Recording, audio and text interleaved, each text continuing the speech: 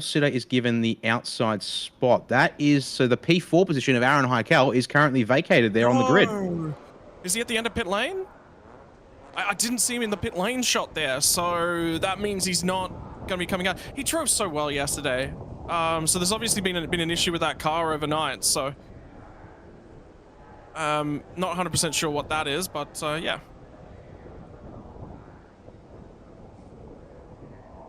Number 59 there, leader, will be the leading driver in Eco Class C here to start the race, back in 18th position. And yeah, so we've got 3 different classes of car racing. The majority of the field, there's actually 31 starters today for race 2. We had 32 starting yesterday. And you actually see there's another gap there, probably about 7 or 8 rows back.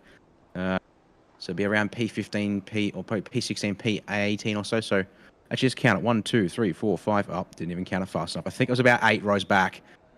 So that would be roughly P16 if we're missing the number 87 of Rapak Korn. Yep, it is indeed. The P16 spot is currently vacated as well. So that's a second car on the inside that unfortunately is going to be not starting this race by the looks of things as the engines start to kick up. There's actually several cars there towards the back, Scott, unfortunately, that have not made the grid and the pit exit perhaps. And in fact, there you go. Look at that. Do I count at least 6 cars there waiting at pit exit? So they will potentially start the race, but they're going to have to do it the long way around from the pits as the field heads off here on the formation lap. Yeah, and one of the key things is, you know, you got to remember the pit lane exit opens and then there's a closing time, which is basically that shuts everything off so they can get people out, they can get the fan engagement going on, everything that sort of happens as a part of the race. So there is procedural stuff. We talked about this a little bit yesterday in terms of the rulebook. You got to go through, make sure you tick all those bits and pieces. You saw a penalty for not parking during qualifying at a 45-degree angle in front of the garages as well. So there's, you know, it's procedural stuff, and it's key to the way the circuit operates. It's key to the way that racing operates. So yeah, I'm not surprised they've been pinned in at the pit lane end, but they will make the start of the race. That's the other key. Yeah, critically. So if you haven't seen it before, this is what the Chang International Circuit looks like. 4.554 kilometers in length, 12 turns and a clockwise orientation, meaning that there's plenty of straights, but also a bit of a technical stuff there towards the back half of the circuit to worry about. Hankook Ventus RS4 semi-slick tyres in use here for our Thailand Super Eco category here. Also the Thailand Super Pickup categories that we'll see at the end of today's racing. They're the other 2 categories, or the other classes, I should say, that will use standing start races today, it seems, according to our schedules we received this weekend. So here's the grid in full on screen. Chase Chakras Parks, Varunchit front row, Hayden Heikel, Aaron Heikel on row 2. But as I said there, Aaron Heikel not on the grid there in those overhead shots. Vongsapat peering out row 3. Padawi set up on row number 4. To kick this one off here today, Visit Pong and Kavin going to round out your top 10 with Yopbun Shu and Akanet Apwamal out of row number 6 here today. Then get to Achinat Pater and Panatan. And that's actually critical to see. Number 36 was strong in race 1, but now back in 14th to start this one. Super Chock and Rapak Korn 15, 16. I thought I saw the 87 missing from the grid as well. Then you get to 17th, 18th, Naronapath and Alisa Kunkwang, the number 59, one of our first Class C entrants. Tian Hao and Wing Hong going to go out of top 20 for this one here today. And then Buntavi and Shirakan off the 11th row. Scott Sorowich, Sitanun off the 12th. As we now work back into our final couple of starters. Puri Pat and Adapon. Again, watch out for the number 26 of Adapon to potentially charge through the field if anything happens today like it did yesterday. Tanapatra and Tanapong a little further down the order as well here, 27th and 28th for them, with Kachapan, Tanakorn and Muhammad Anik Bin going to round out our 31 starters here in this race. It looks like we've got one of the onboard camera here today as part of the action. The number 2 machine of Yop Boon Shu starting in 11th. We'll hopefully get a chance to see this camera used during the race. Also, there's a good chance to see how they kit these cars out for racing. Strip it back, obviously, a little bit on the interior. Put a racing wheel on. Basic racing dash there in the driver's eye. We've also got on board with the number 79 machine here by the looks of things, as well as Patari starting out of P7 in his Honda Brio for Taker SoCar Racing. So hopefully see a bit more of the footage from these 2 cars during the race. What's the bet? We'll also maybe see some stuff there in the highlights packages as well once this race comes to its conclusion. They're going to get into the gridding phase now and get themselves set. And then we're going to be going racing.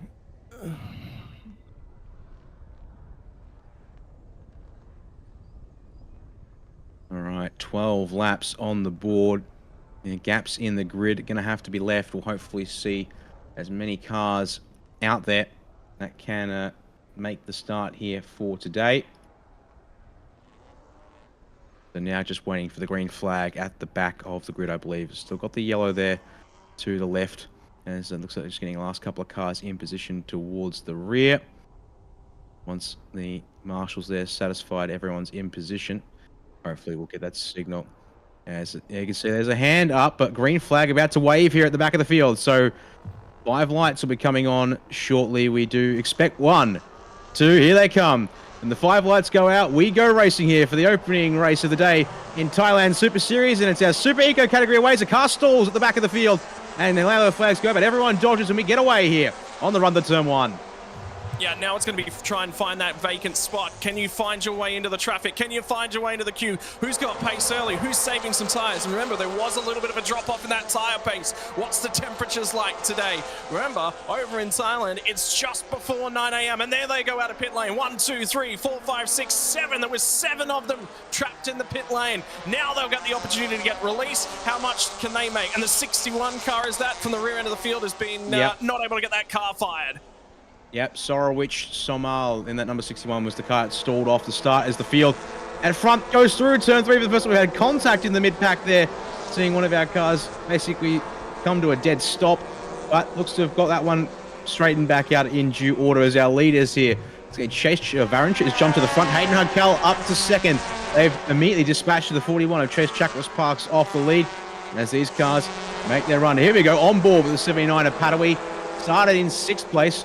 Might be still in 6th as we come through the sweeping turn 4 at racing speed for the first time here today. Yeah, now it's pick up the braking zone. Who's your buddy? Who are you going to try and work with? Where does the space open up? And that's the key factor. Somebody checks up ahead of you. Where does, oh my word, what a snap of oversteer on the exit. Manages to control it, keep the car in line, still going as hard as he possibly can. Where's the space? Where does the car look good? What's it like riding over the curbs? And you have to ride over the curbs.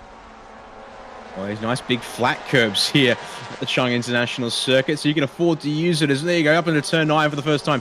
The way these cars cut in towards the apex here, it also makes it look like for half a second that they're not using all of the available circuit as they then work their way down towards turn 10 and 11. So you've got the leading pack, which is sort of about 8 or 9 cars, and then you've got a next bunch of cars further on back as a bit of ducking, diving. Looks for the race lead, but top 3 going to go through as they were, and top 9 more or less going to be as they were as well. As the line we will come, and it's going to be Varunchit from Hayden Haikal and Vonksapat your top 3, but then you've got the pack all the way back to Kavin, the number 91. So 7 cars more, actually no, make that 11 cars effectively here in an opening pack at the front of the field as they roar through turn 1 here on this second lap once again, and back up to speed. They'll go down the down the straight here to turn 3. Yep, so now pick your partner. Who are you going to work with? Keep your eyes on the 79 of Padawi. That's Farinat just ahead of him. He's run a reasonably good first lap. What's his lap number 2 going to look like? And as they get further away from our radio, from our feeds, that's when you'll see the camera drop out. It's probably the furthest point on the circuit away. Run down through turn 3. It closes up in the mid corner. You've got to make sure you swing it back. If you end up wide at the middle of turn 3, you're out in the dirt, the dust, the marbles. There's no grip out there. You can't get back to the throttle. You've got to rotate it again. Have a look at yesterday's race winner, already moving towards the front of the field. Have a look at the drafting to the inside. There's no space there. Cover the inside as much as you possibly can. Here comes a swing to the outside. And the racing as vigorous as it was yesterday. Whoa, round we go. Can he pull the car up? Yes, does so. I'm just trying to get a read on who that might be, but I think it's quite possibly Chase Chakras Park in the number 41. I think you're right. He was in a yellow car yesterday. Yeah, just waiting to get confirmation. Indeed, the which also had the number 61s had a some kind of transponder issue or otherwise dropped off the track somewhere. 61 was the car stuck on the grid. Yes, the car stalled. It hasn't even come back out on track. My apologies. So it's flagged there as side by side between the 55, the 79. And so Padawi here, he's actually lost a couple of spots to be duking over those kind of positions.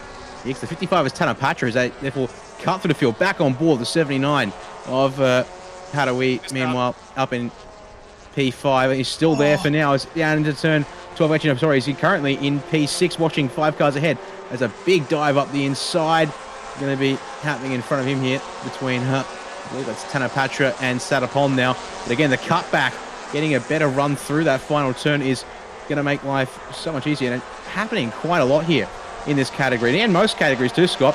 The final corner, quite a tempting position to go for a bit of a dive, but it makes you so vulnerable to being overtaken back on the way to turn 1. And in the end, though, it's a drag race side by side all the way to turn 3 here on lap 3. One of the key parts about that is if you have a look at all the corners on that track map, they really double back on themselves. Turn 1 is right on and about 90 degrees, but that kinks back to the right-hand side before the kink in the straight off the run down there to the inside. I don't think he was happy with the move at the final corner. He's going to run that 55 nice. Way out is Salapon in the B-Quik entry. Nearly coming to blows now with Thanapatra, and Thanapatra had the spot at the line by only just. And now the field will all squabble over this. They keep this up, they're going to lose the lead pack. That's what happened yesterday, and it's going to happen again. They cannot afford to keep this squabbling up. Vongsapat's gone with the leaders. Could he win 2 races from 2 starts here this weekend? Certainly could. To get his way through to 3rd place is always a good start here. They come into turn 5 once again. A little bit of Tyler. Oh, one of the B-Quik cars around. That's going to be, I think, Satapon, who's gone around and got himself in trouble. As meanwhile, our first message from race control, actually I should say that the incident involving 66 and 17, which would have been back on lap 1, I think, was noted as being under investigation, and they have indeed determined that the number 66, which pardon me if I can find them, is Chinapatia. One of the Honda Brios, was running 21st at the start-finish line at the start of this 3rd lap, has been issued a drive-through penalty for causing a collision with car 17 on at the 3rd turn. Presumably that one we caught on lap 1 there. But back to the live feed we go. Top 4 starting to break away from everyone behind as they keep fighting over 5th place.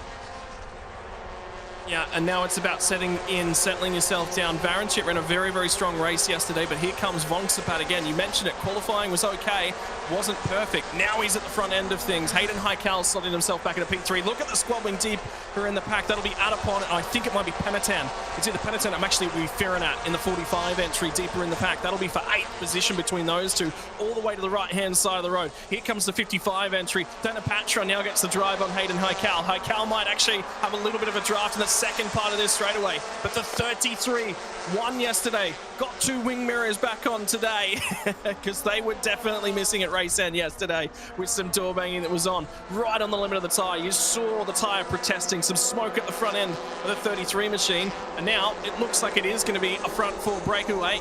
The next car in line with his 79 of Padawi, so he's got the front end of that pack with all the squabbling that went on the last lap or so.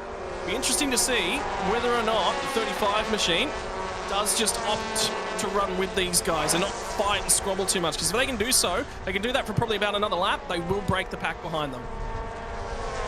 Almost done it. As almost 3 wide further on back, which would be about 7th. Into turn 4 is into turn 5. Your top 2 go defensive. Round the outside swings the 55 of Tanapatra. Got a challenge for the lead even here through turn 6 and 7. So they've got it all stacked up on the inside there, and it will be the 55 of Tanapatra that goes to the front. Hayden Haikal grabs a spot, goes to 3rd, as it's going to be Varunchit dropping into 2nd, and Vongsapat dropping 2 spots to 4th. Yeah, now who do you pick? Now it's going to be the run out of turn 8, the run down into turn number 9, and look at how early they're going to turn in. This corner really doubles back on itself. All the curb on the right-hand side. Try to pick the line up through the mid-corner, drive it off nice and straight, and now that pack of 4 becomes a pack of 7. They did manage to pick up the pack in behind them. There's another 5 cars they're going to buy into that lead pack. And with 9 laps to go, becomes 8 at the start-finish line. We're going to have a lead pack battle of about 10 cars here. That's going to be huge, huge in terms of things. But that 55 car, has anyone got something for the lead Suzuki Swift at the moment? That's the next question we'll answer. It's the Toyota Yaris of Rook Team Next to Racing that chases him. And then it's the second of the Suzuki Swifts. It'll be Hayden Haikal. Watch them here down to turn 1. They're all spaced out fairly even. And actually, I'm going to turn my attention a little bit further down the order in this leading pack. As I did say earlier, not a great qualifying result for Adapong once again in the number 26, that B-Quik Racing team on Brio, but there he is at the line, crossing it in P8. So the man is on a charge once again. He just needs to get qualifying, it seems, sort of sorted out earlier in the weekend, and he might be one to watch out in the later laps, as there we are, lovely little drone chopper shot. So basically, I'd say, what's that, 9, 10, close to 12 cars there, effectively keeping close together. Then it's a big gap that you can see there on the time screen as well, back to between 12th and 13th, a 4.6 second gap between those two cars specifically. There, as we watch the shot here, is in for 5th place, or 4th even, up towards turn number 4. It's going to be, Vongsapat actually under some pressure here from, I believe, Padawi in the 79. It is indeed going to be the 79 looking to the inside at turn 5, but they all close down there on the apex. No change this time round, at least here. It's side by side in behind, and it's going to be the 91 that slips through on the exit. Kavin getting past Padawi here through turn 6 and 7. Yeah, now line them up again. Once again, you've got to try and look at who you're working with. We know that Hayden Heikal's extremely quick. Now look back further in the field. Where's the qualifiers? I'm going to throw something out here and put it to you, Dan. I reckon there's a couple cars in this field that maybe ran practice tyres. Tyres they'd already done several amounts of laps on during qualifying. They saved fresh rubber for the race. And I reckon that's what's going on, because if you have a look at Adapon, his pace suggests he should be a lot further forward. By the way, fastest lap last time by, Chase Chakras Parks. That 41 entry after the moment that he had, and that was a huge moment, still putting in supreme lap times. He's back in 10th, makes it back into this pack, and you can see the yellow car in the background of that shot. It's got a lot of work to do, though, and as you said, started this race on pole, but he's now going to give a whole lot of pressure to the 26 of Adapon, who's up into 7th place on this lap, as they're now followed across the line. 5 laps down, 7 laps to go here in this opening race of the day, final day of the weekend. Here you watch here this now, Hayden Haikal trying to stay with Varunchit here. He's actually made up quite a lot of time, it seems, since the start-finish line here, as they work their way up towards turn 3 once again, because the gap apparently it was 1.7 from the race leader.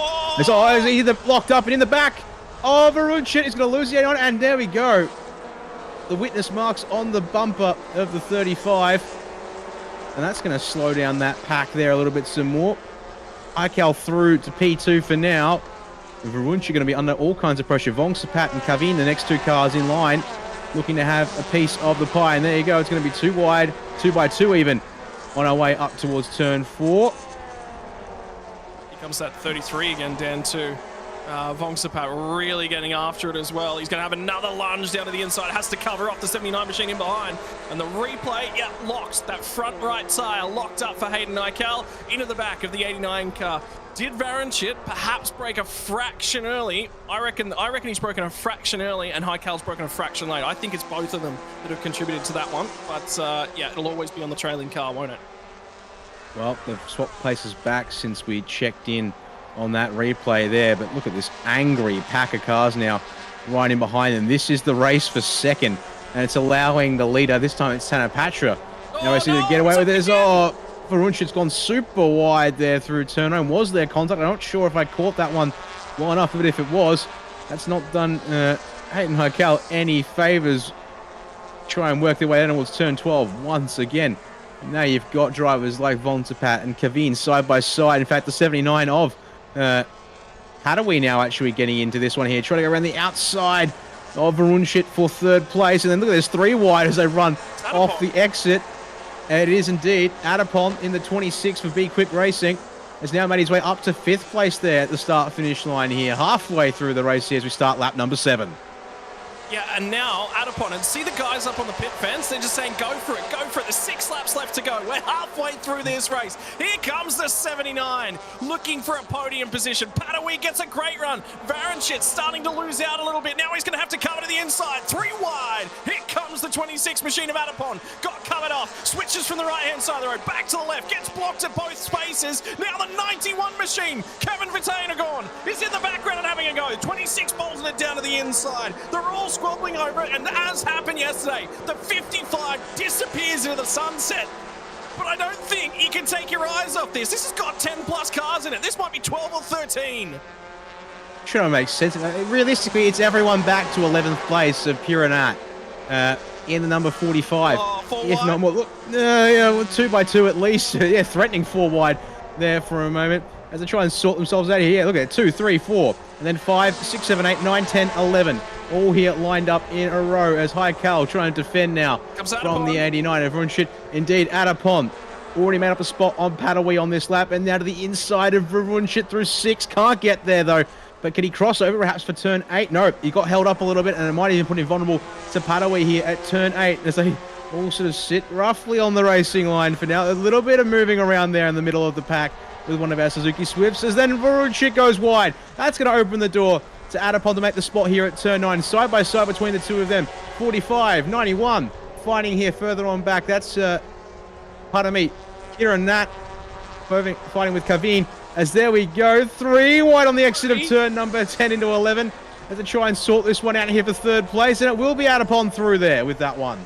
Adapon finally gets onto the podium. Was in 5th place or 4th place yesterday when he got turned. He's going to make redemption today. Now he's got to get to the finish line. Hayden Haikal with damage up ahead of him. Now comes through. Where are they going to cross the line? 79 of Padawi sits 4th. Varanchit sits 5th. Cavan in 6th in the 91 machine. Vong Sapat starting to recover in that 33 machine. Had a couple of off laps there. Now he starts to come back to the field. Panatan, 9th place will be Furinet, and Chase Chakras Parks into the 10 at the back end of this pack. And the 38 machine, I think it was. No, it's the 36. Panatan wide.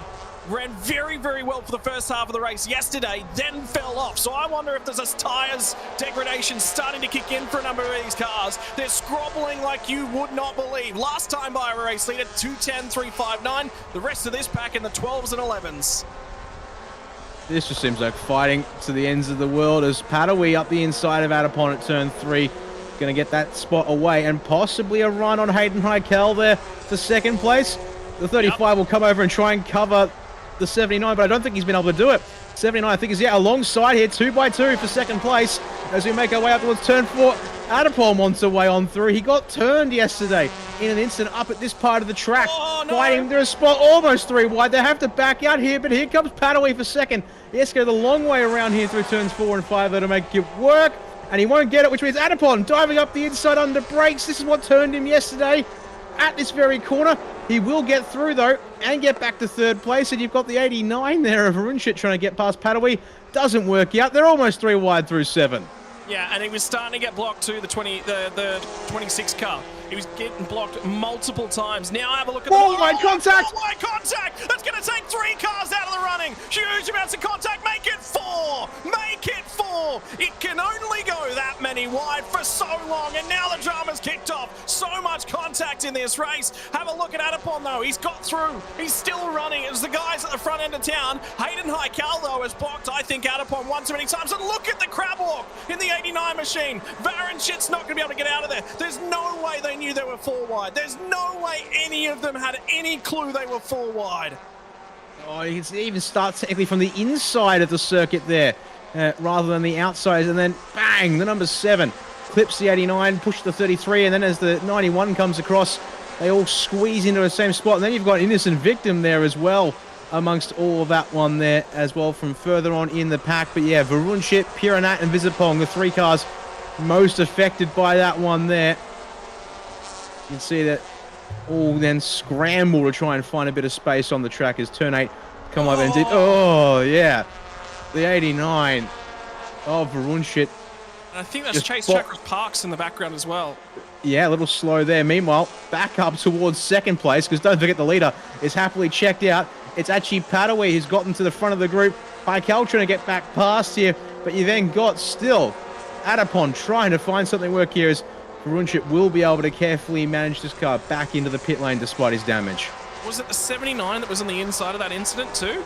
He squeezed them all out. If anyone's going to get a penalty, after that, it'll be the car that was on the inside. And if that's the 79, he currently sits there. Now, these two, they've already blocked each other a number of times. They've gone toe-to-toe on the runoff of turn 3 down to turn 4. Still to the outside, Adapon. Does he cross the road? Does he try to get to the inside of Aiden Highcal? He'll certainly have a go. The nose has been shown. What has Highcal got for him? It's Suzuki Swift versus Honda Brio in this pack. The Suzuki Swift of Highcal, 2 Brios. Both of Adapon and Padawi go after him. But the 55 out in front might have been watching his rearview mirror, but I don't know how much of that he's been actually watching.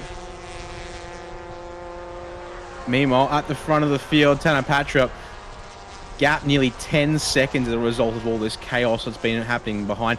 Now, I think the car that I saw on the inside was Visipong Charter in the number 7. Similar looking paint scheme to the number 79 at Padawi.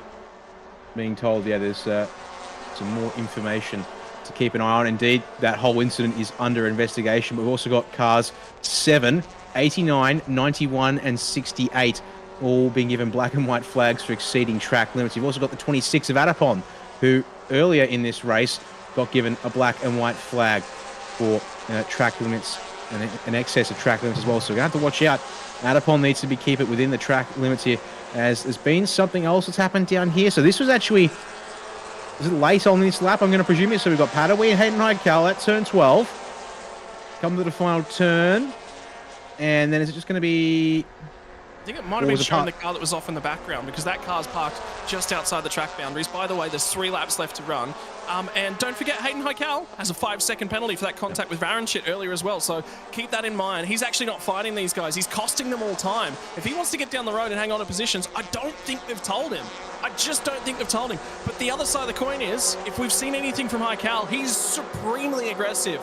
He just cannot give this up. There's no way he will. Adapon and Highcal have gone at each other toe-to-toe every single lap of this race since Adapon joined the group, and now they're going to get a little bit closer. Padawi leads the run on the way down to turn number 4. He's going to get chased across the track to the left-hand side. Highcal gets to the outside. There's just a car width to the curbing there. Highcal goes the long way. He's going to suffer when he gets to the corner down here at 5, and now they're coming up on lap traffic. Do they get out of the way? They're going to try to. Sweeps into the corner just in front of them. They manage to hang on. It's still Padawi in the lead. Now he gets tripped over as well. Highcal turns him, gave him a big old whack in the rear, and now I reckon Highcal might be in trouble, might get himself another 5 seconds. Guess what? Adapon will get promoted to P2 at the end. Just see here in behind one of the lapped cars, it looks like, and yeah, just 79, not quite as fast there. Almost looked like it was half going around by itself, but very much given a helping hand there in the rear bumper from Hayden Highcal, who's not been afraid to use the front of his car aggressively here today. That's probably not going to work out well for him at all as a result. Coming up towards, I believe we're coming up to the start of lap 11. Indeed, we will be shortly here. As there you go. How's that there from Adapon, trying to find a way round Hayden Highcal, but can he park it up here nicely? Cross over here at the front, and Highcal way wide, way slow. There we go. Inside opened up for the 26 machine. As they come to the line, it will be Highcal who gets scored across the line in the lead, but maybe a bit of a bad shift there across the line, because it will be the 26 of Adapon through clear before turn 1. Yeah, good spot. Remember, the 35 was very slow on those shifts off the last corner. He's got good drive initially, but whatever that gearing ratio is, when he has to shift, he just drops like a rock. So that gearing shift between, maybe he's missing a gear potentially. You'd expect a little bit more of a drop off if that was the case, but now he's getting drive up in behind the 26. Adapon leads this one for the first time between the two of these guys. This is for P2, and now they'll get down on in here. And is he going to cover? No, he's not going to cover. Adapon just says, look, I'm going to run my line. If you're going to dive it down the inside, you're going to have to go late on those brakes. Also, worth noting, Aaron Highcal started from the pit lane, sits P10 with all the drama. So, related to Hayden Highcal. We're not 100% sure how, but he's driven through to 10th, and he is on the back of the 53 machine of Super Chock as well, so he might get inside the top 10 and score a whole boatload of points. About 1.5 laps left to run. Race leader from yesterday, Vong Sapak, gets in here, and we're starting to see a number of penalties coming through, so we'll rattle them off. Dan, go ahead. We will indeed. First one up, number 41 machine, a drive-through penalty for an incident at turn number 3. That is Chase Chakras Parks. Actually come to the pit lane with damage from the earlier incident up at turn 7. And indeed, the number 7 of Visipong Charter was the car on the inside of that giant 4-wide crash here that went from turn 7 to turn 8. He has been issued a drive-through penalty. And critically, Hayden Highcal, drive-through penalty for collision at turn 5 with the 79 of Padawi, who's just there in the background, who's been able to recover a little bit here on this lap, but the 35 is out of the running for this race in second place. Yeah, now it'll be a really, really interesting drive-through penalty for that 35. He's got to get to the pit lane and try and serve that one. He'll only have the shot this time by. Might get converted to a post-race penalty if they can tell him in time. The 55 for Penalties is going to come off the last corner. Last lap board is going to be displayed to him now. Final lap of the race. There's going to be another 4 kilometers or so worth of racing action. And look at the weights. 13 seconds, nearly 14 seconds the last time by. I wonder if Adipon knows that Haikale's got a penalty. Surely the B-Quik team are on the radio. Surely they're letting him know. He doesn't need to fight the 35 machine. He's just got to follow him home. Now comes the 35 machine of Hayden Haikale. Vongsapat in fourth. The 25 machine sits fifth of Sathapon. And there's going to be the 79 of Padawi as well in the background of that one. It's going to be a 6-car stoush for P2. It's going to be everything on it, and Hayden Haikale is sitting right underneath that rear bumper of the Honda Brio just ahead of him. Has Adipon got some speed when he gets down here to turn 3? What are the brakes like? Have a look at the 79 machine, left to right on the road. Now he's going to try and go the long way around. It's going to be the 2 B-Quik cars that make it into the top 6. Now who's going to try and go the long way around? It's Padawi to the outside of the 79. Padawi's gone too far. Here comes the 25. Sathapon has now picked up another spot. Currently, it's 2 B-Quik cars on the podium. Haikale's not in this one. Rub him out from there. Vonsapat's got an opportunity as well to make it 2 podiums from 2 starts, but he's going to have to get by.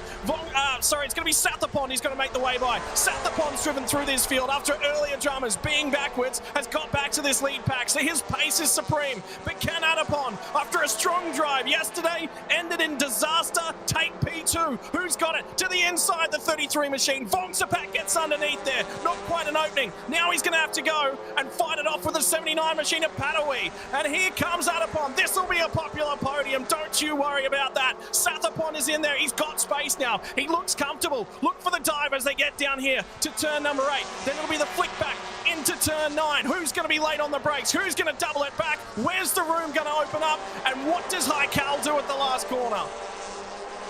Well, he's sitting there, but he's certainly not giving up just yet. So maybe one last move going to come at the final turn, or a crossover, maybe the run to the start-finish line. But it's very short after this final turn to get to the flag. As speaking of which, Tanapatra comes around the final turn uncontested once he broke away from the fighting for second. As we watch the pack here come into the scene, as you got in the background there, it's Varunchit. Vongsapat defending from Padawi, but it's going to be Adipon across the line second, and it will be Sathapon promoted to third after penalties there. And therefore your top 5 rounded out by Vongsapat and Padawi as that pack comes out in the B-Quik guys. They are definitely happy with that one there to round out the day, or start the day off, I should say, here in this series. Super Eco delivering once again. If you haven't watched the Thailand Super Series before, it's like that every single time. That was brilliant. Was that the 89 machine make it back out of the circuit just to try and pick up points? Quite possibly, yeah. Yep. Varunchit tried to get back out. Oh, man, he's tried to get back out. That's bold, to say the least, because they've barely been able to fix the car. So technically he could do this, although the question has technically been lapped by the cars on their cooldown. So whether that gets still be allowed. We'll see how the timing and scoring goes. So it must be critical to get out and finish the race under the checkered flag, because we have a look at our overall podium. Officially, or at the line, Tanapatra from Adipon from Hayden Haikale, but we do know the 35 has a drive-through penalty that was not served in that race, so that will drop him down the order. And with the overall cars being only 4 of them, it actually will be Aaron Haikale, who finishes outright 9th, who's second in that class podium. And actually, Hayden Haikale will still finish third, because I believe drive-throughs are converted to about 30 seconds in this one here. So that will mean that he ends up third in class. But Adipon actually wins the C+ category. They're second on the road. Sathapon second in class, with Vongsapat third in class. And our 3 Class C drivers, Elisa Kunkwang, 14th outright, Sitanun in 18th outright, and Sita Khan in the number 72, 22nd outright to finish that race there. And actually kind of crazy how it happened once again here today, Scott. The race leader able to break away and then just checks out. The rest of them all fight so desperately. They let him go, and it just becomes a scrap for second, with the lead being 9.1 seconds at the start-finish line to end that He race. dropped 5 seconds on that last lap, by the way. We ran a 2:15.8. Did Thanapatra on that last lap. Might have been traffic. He might have run into some traffic and just went, oh, I'm just going to take it easy. The team would have been informing him for sure that he was over 10 seconds clear, had a lot of room to sort of work with. But yeah, it's odd he dropped 5 seconds on that last lap. I wonder whether or not there was a drama with that car. Well, that would have spiced things up. That battle we just saw would have been for the lead. Well, this is how they rolled off, and it was Chase Chakras Parks who was on pole position, and it was Chase Chakras Parks who exited stage right when he got down here to turn 4. Tried to carry a little bit too much speed. The rear came away from him. Then it was the battle in front of him between the 89 machine and that of Hayden Heikal's 35. That would come to blows multiple times, and have a look at how tight it is from Padawi's point of view. The in-car shots tell so much of that story. You got to move over. You got to be clear. You got to know exactly where your vehicle is and how big it is. Because if you miss that by a few millimeters, that hole disappears very quickly. You're in the barriers quite hard. Then it was the run deep and wide. That was where the 25 machine exited out of the race and had to drive his way back through. Got back to third. What a supreme run. The 35 machine of Hayden Haikal, that was the first contact he made with the 89. And that gave them both damage. That was worth 5 seconds to be added to his post-race time. But it was still on between them all. And then it was the 7 machine on the inside of a 4 wide situation. There's no way. There is absolutely no way that car knew they were 4 wide, and he just tried to cover it as if they were 2, maybe 3. So, look, it's tough, but he squeezed the cars to the outside. What it did create was a lot of opportunity for those guys, the B-Quik Absolute Racing team. 35 machine into the rear of the 79, that's worth a drive-through penalty, absolutely. My word, though, the 55 machine skipped clear, but everyone was watching into the background. We barely had a look at Thanapatra today in that race because of all the chaos there on track. Goody will now take care of interviews down in the pit lane, but given we might be able to hear in with Hayden Heiko. He's actually been brought in for the interview in third place, but which will be interesting to see here because drive-through penalty could mean that he gets demoted off the podium. But let's see if we get anything on our feed here because Hayden they do speak with Goody here in English for his chat, but I think I'm just being told, unfortunately, no audio on this one here at the moment. But it was a good race. I mean, how brilliant was that race? So, oh, without a doubt, Super Eco gave us probably our best race to start off yesterday. That was actually halfway through the day. I mean, it was right in behind the pickup Division 1, which was pretty good as well. But definitely Super Eco delivered probably some of the best racing we'd seen up to that point in the day. I will admit, also going to be looking forward to TSS Supercar GT3 because despite it being a 10-car field, now safety car definitely helped play its part. We may not get the same kind of situation happening today that'll change things up. But yeah, we've got some big fields still to come this afternoon. Our next big field will be, I believe, Thailand Super Compact was decently sized. That'll be our final race before the lunch break. At least in Thailand, it'll be the lunch break there. By the time for us we get to it, it'll be about 3 o'clock for us in Australia. But what we will do is take a short break here now as Goody finishes up interviews with the Super Eco drivers in Thai and the second safari and warm-up sessions for our TSS Supercar categories coming up next. Stay with us here in the Thailand Super Series. All the Speed Cafe streams here for this second day of action from the Chang International Circuit.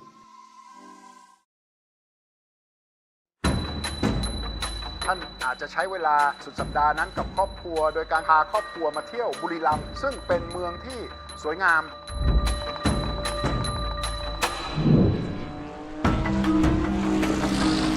สามารถมาชมได้ฟรีเป็นการเปิดศักราชที่จะมีรถแข่งในทุกๆรุ่นมาพร้อมกันที่นี่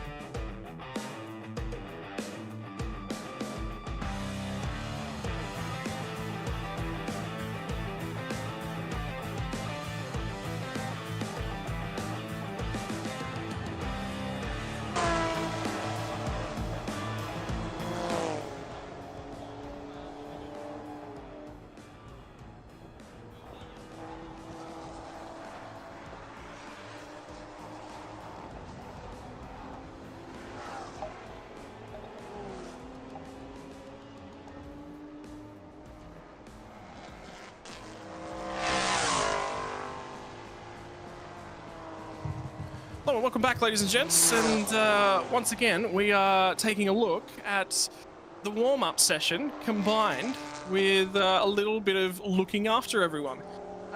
This is the buses doing laps, and they're double-decker buses at that. Fans getting an opportunity to actually go out and have a look at what the track looks like. That's the Simon Chan Fire Monkey Porsche as he scrolls on by in the 992 generation of the Porsche Cup car. As everyone's on the run, this will be up and out of 10 and 11. It'd be a really, really good opportunity to do that in a bus and actually have a look at what it's like. And there's a few free seats there. Dan, do you think we can potentially get a few of these seats next year? What are your thoughts? I'd love to be on a bus doing laps of this track. Well, it would be something. It's such a novel concept. I've never even looked at the double-decker coaches even. Now I'm seeing this for the first time myself. Like, and then we've got all of our supercar categories out here on track, trying to get some laps in to get a bit of an eye in for the track this morning. But they've got to contend with these double-deck coaches, like just trying to stay off the racing line for the most part here. And it is such a cool. I mean, yeah, and say if we had a chance to sit in the, you can imagine doing this live even. Would be something like that. Would be kind of crazy. You can see we're already down to 2 minutes and 45 seconds left in this one. It's just a quick little 10-minute session. Man, this would be something. Although surely they wouldn't be able to run the Safari. That's something like Bung said, because these kind of coaches would have a little bit of a problem with the Monkey Hill hairpin. Everything. They'd have a problem with everything. Everything. So, I mean, you've also got the roundabout over there as well. So, yeah, I mean, man, this is just, for those of you who are just watching, this is the exact same circuit for, as we just ran the Super Ecos on. It's really first class up in there. I'd be up with the camera taking photos, absolutely. And, I'm jealous. I'm actually really, really jealous. So that's going to be one of the Lexuses. No, that'll be one of the GT4 Supras, I think, actually. Going its way around. The Lexus had a bigger front end on it. Yeah, and there's the Toyota badge to confirm. So that'll be the GT4 Supra, I believe. And Simon Chan's going to come back out of the pit lane. So there is only about 7 of the cars that are actually out on track. There's actually 8 now as the 25 machine, which is the Ferrari 488 Challenge car driven by Singer Motorsport Team Thailand, is now on the track and doing laps. So there isn't a whole huge deal of cars. There are 31 cars across the GT categories this weekend that are available to go and do this session. But this will just be a betting in, just making sure, checking everything from overnight, run some old tyres, make sure all the temps are operating correctly, everything's running perfectly. So there's no way that anyone's going to be breaking record lap times here. There is one of the GT3 cars out, which is Vorovu Birambakti in the Carlo Van Dam NSX. Remember that had a little bit of damage to the front left corner after contact with Douglas Koo's Mercedes yesterday. So that would be a good opportunity for them to just test, you know, did we do some repairs overnight? Is everything working? So the other car I'd be looking for to actually be doing laps right now, if they're going to run this weekend, is the Craig Corliss General Gotham car, and that's not out on track either now. No. It does make you a little worried that we're not going to see that car at all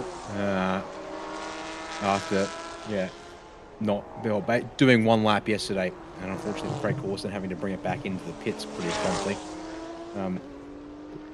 which is definitely a shame, to put it mildly. But you can see here, enjoying the scenery track. Had a couple of cars, swing by. I think the buses are coming up into turns 4 and 5 at the moment. So next couple of cars, in that case, the 95, which is the Nissan. Actually, 95 is GT4. Apologies. Where is that? No, that is indeed as I thought it was. The GTC Nissan GTR R35 should be swinging past these buses if the timing lines up with my footage here. Well, there's the 25, so that's the Ferrari Challenge. 59, and there's the 95. Actually, they're not quite in order on the transponders versus the actual track footage. Well, how's that there for a bit of lean inside the bus up top, Scott? I was going to say, I've seen some body roll on some of the trucks over the weekend. I think the bus would have a little bit more body roll than that. How cool is this? Look at the heads. Everyone's looking out the window having a look. There's a few TV screens up and down the bus as well, so some shots of the lap possibly being piped in. I was a little bit concerned, I'm not going to lie, about this Honda bridge, but what's the clearance like? Oh, hey, there's heaps of space. Easy. It's a good meter, at least. It's all been carefully designed, apparently, to support the safari buses as well. So the checkered flag has come out for the cars that are actually doing warm-up laps here from our TSS supercar classes. Now, safari buses, coaches, going to make their way around turns 8 and come on back to the start finish line. What's actually a shame is these buses don't apparently get a transponder, despite having the windscreen banner kitted out to match all of the categories here this weekend. Can you just imagine the transponder just trying to track these things, carefully meandering their way around the circuit? Yeah. Can we get the lap record for a double-decker bus in the safari session, please? Not that these cars are actually competing, but anyway, that's the Voravood Birambakti Carlo Van Dam car just coming through on the inside now. That Singer Motorsport Team Thailand NSX with the white flare. So they've actually had 2 of their cars out during this practice session because the 488 Challenge car was also out and in turning laps as well. So yeah, an interesting, something unique. You don't see it the world over. It's about looking after the fans, and I'm signing up to be on that bus if we're ever in Thailand. I tell you, I'm definitely on that bus. You are not getting me to not go out on that bus. I'll try and get in something else absolutely faster for sure, but the bus is a must-do. Yeah, it definitely looks like it there. As though now just got to. Now, do they come back into the pits with all the cars? I presume they would as well, wouldn't they? Got the drop off all the spectators somewhere. Yep, indicators on. So well signaling there from the lead bus there at the moment that it'll be heading into the pit lane, presumably in that case. Being told apparently there's a dive bomb incoming. Oh, yeah, we've got the Supra. No, I think they're going to observe the white flags and follow the buses into the pit lane, I think, at that point there. Well, that will do it for a little exploration of the circuit here with the Safari and our TSS supercars classes completing their warm-up for today. What it does mean is that in about, where are we looking? Well, we're a little bit behind schedule by the looks of things, because in about 10 minutes, or less than 10 minutes from now, originally, the plan was to see pit exit open for TSS Supercar GTC for their final 12-lap race of the weekend. Race start was scheduled to be in about 20 minutes' time for that event. So we'll have to see if they're on track to be able to get that one out there on time. There we go. Last little bit, trundling down to probably past the last of the pit garages here at the Chang International Circuit. Got to look after your fans, Dan. Absolutely got to look after your fans, and they do a phenomenal job. I love this. I think that's so unique.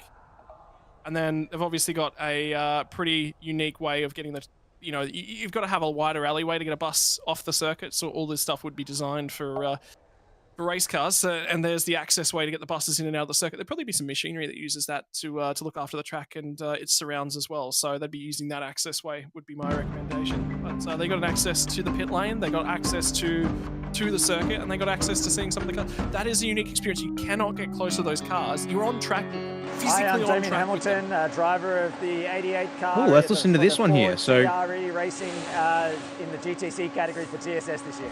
Yeah, the TRE course was really valuable. It was good to know the processes we'd be going through for the race weekend, have all the formality stuff going through all that so you don't have to think about that. And then familiar with the course and just what we needed to do, and just then put all of the techniques into practice of the driving. I'm really excited to be part of the TSS. Big learning experience, big opportunity to get out there and do what we all love and get out and race on the racetrack. A lot of time in the gym, making sure I'm fit enough. It's really hot out there at the moment, so making sure you're hydrating. The test round we worked through some issues, make sure we had the car reliability, and then we worked with the team and get out there and get on track. Been really happy with the practice today. It's good to get some more laps out on the track and really start to get some consistency and really get more familiar with the car. It's pretty hot, but lots of water, and we're doing okay. Yes, I'd like to thank Craig Corliss and the Ford CRE racing team. We've got some really great sponsors, Liquid Moly, Lanatech, and yeah, it'd be great to get out there and race this weekend.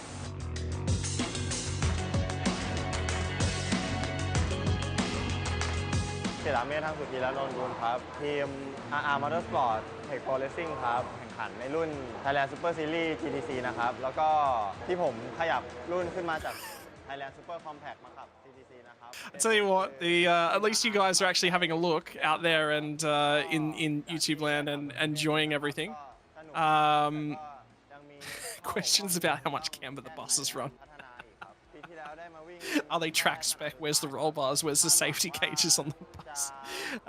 Yeah, look, different regulations for when you're not doing a racing session. Well, I mean, they were doing a race session in effect, so they've definitely had to be scrutinized to make sure that they're certainly up to spec. You wouldn't let something out there that was leaking fluid as well. There'd probably be catch cans, different bits and pieces to make sure fluid's not coming out of the bus onto the racing circuit, because that's a big requirement. So, you know, probably a look into the background as well. And Denny Hamilton just there was talking about, you know, practice as well.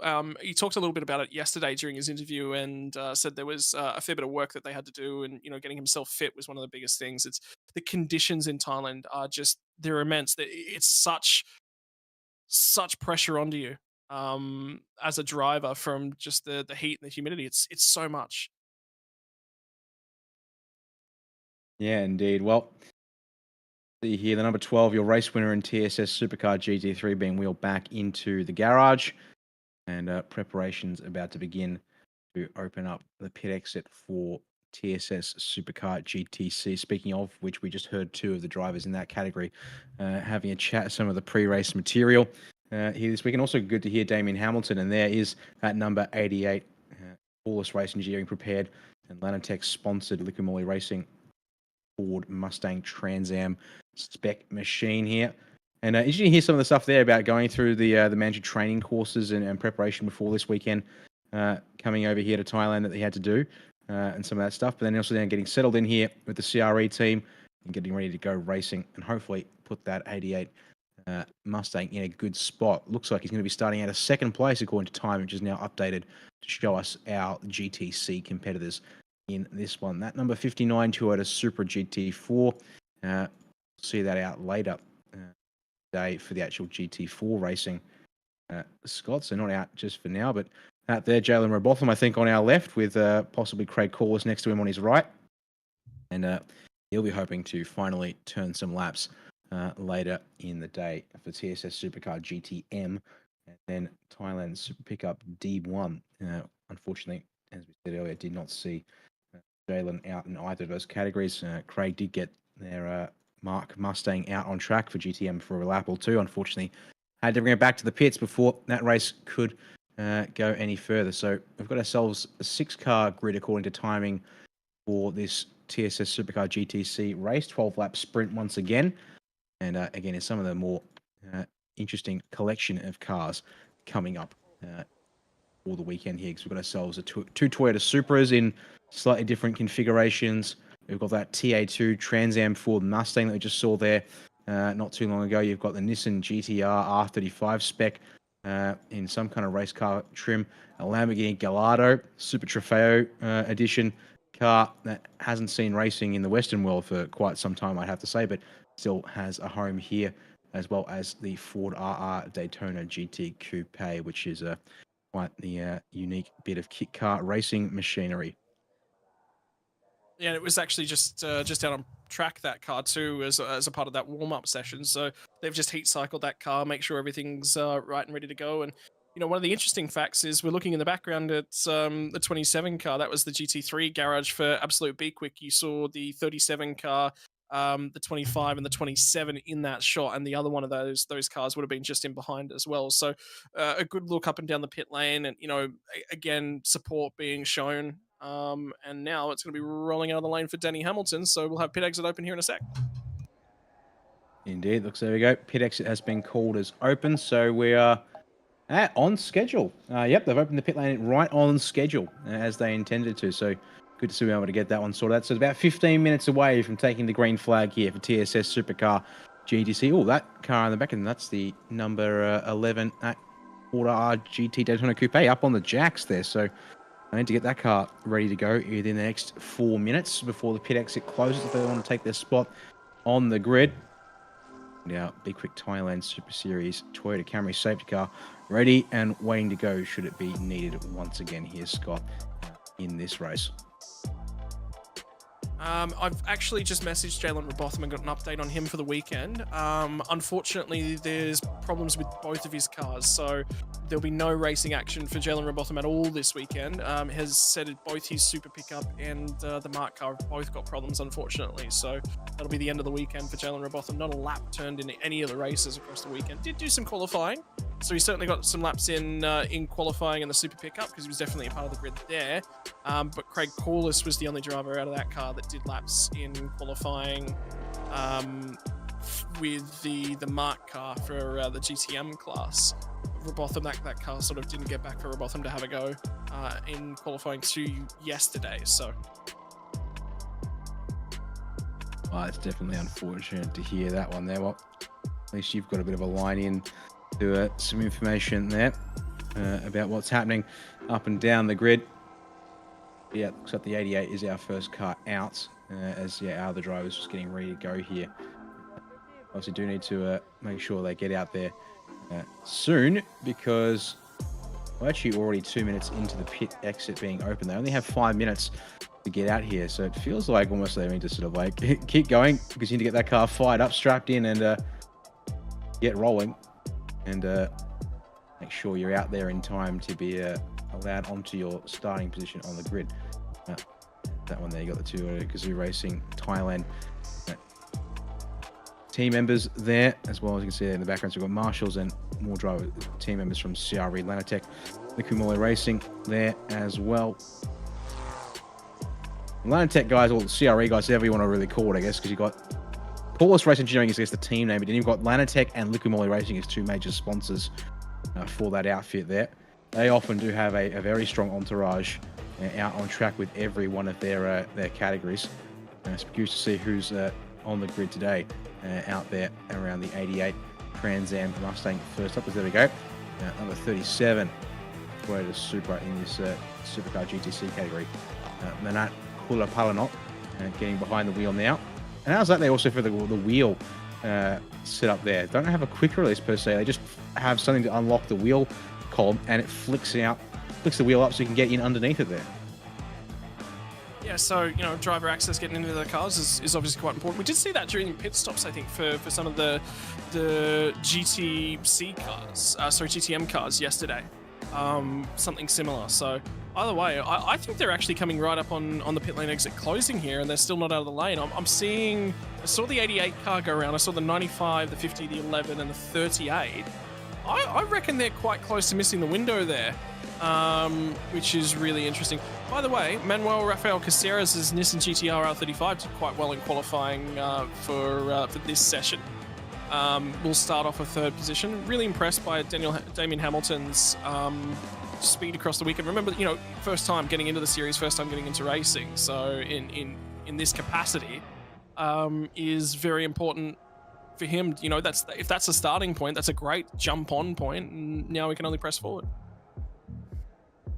Just having a look here at our gridding and results. So pole position for Akarapong in the number 38 Toyota Supra, currently sitting at a 1 minute 44, a qualifying result of 1 minute 44.208. Now, time in this category do spread out pretty severely, as Damien Hamilton, who will be starting at a second place, has a 1 minute 47.0 to his name to line up on the front row. Interestingly is that we've got Manat in the number 32nd, the second of the Supras. Does have a faster time at 1 minute 46.5, but on the results, or the starting grid order, has been shuffled back to the final position. Exit's closed, by the way, Dan. It's just closed. Just as a heads up. So right on schedule, it's closed. I see. I actually don't think we've seen the Toyota Gazoo Racing number 38 out of the end of the pit lane. We did. Well, I'll have to figure it out, I guess. So we've got Damien Hamilton there on the grid, along with Manuel Rafael Caceres and Manasseh Manuel Caceres, as well as made it out onto the grid. So that's three of us. That's one of our Supras there trying to get through. That might just be it in terms of the cars getting through in time. So they might have left it right to the last possible moment, perhaps, as we've been given their 10-minute board here. Now, drivers to get ready for the racing action here in TSS Supercar GTC. You have to wait and see.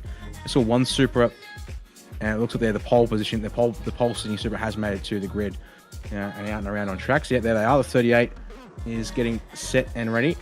This was the final chance for the driver to 37 might have also. It's now registered a time through Sector 1, Sector 2, so it's definitely out there, got out there before the end of pit lane. So all cars will be on the grid, I think, for this one, but that 37 car is going to be off the rear.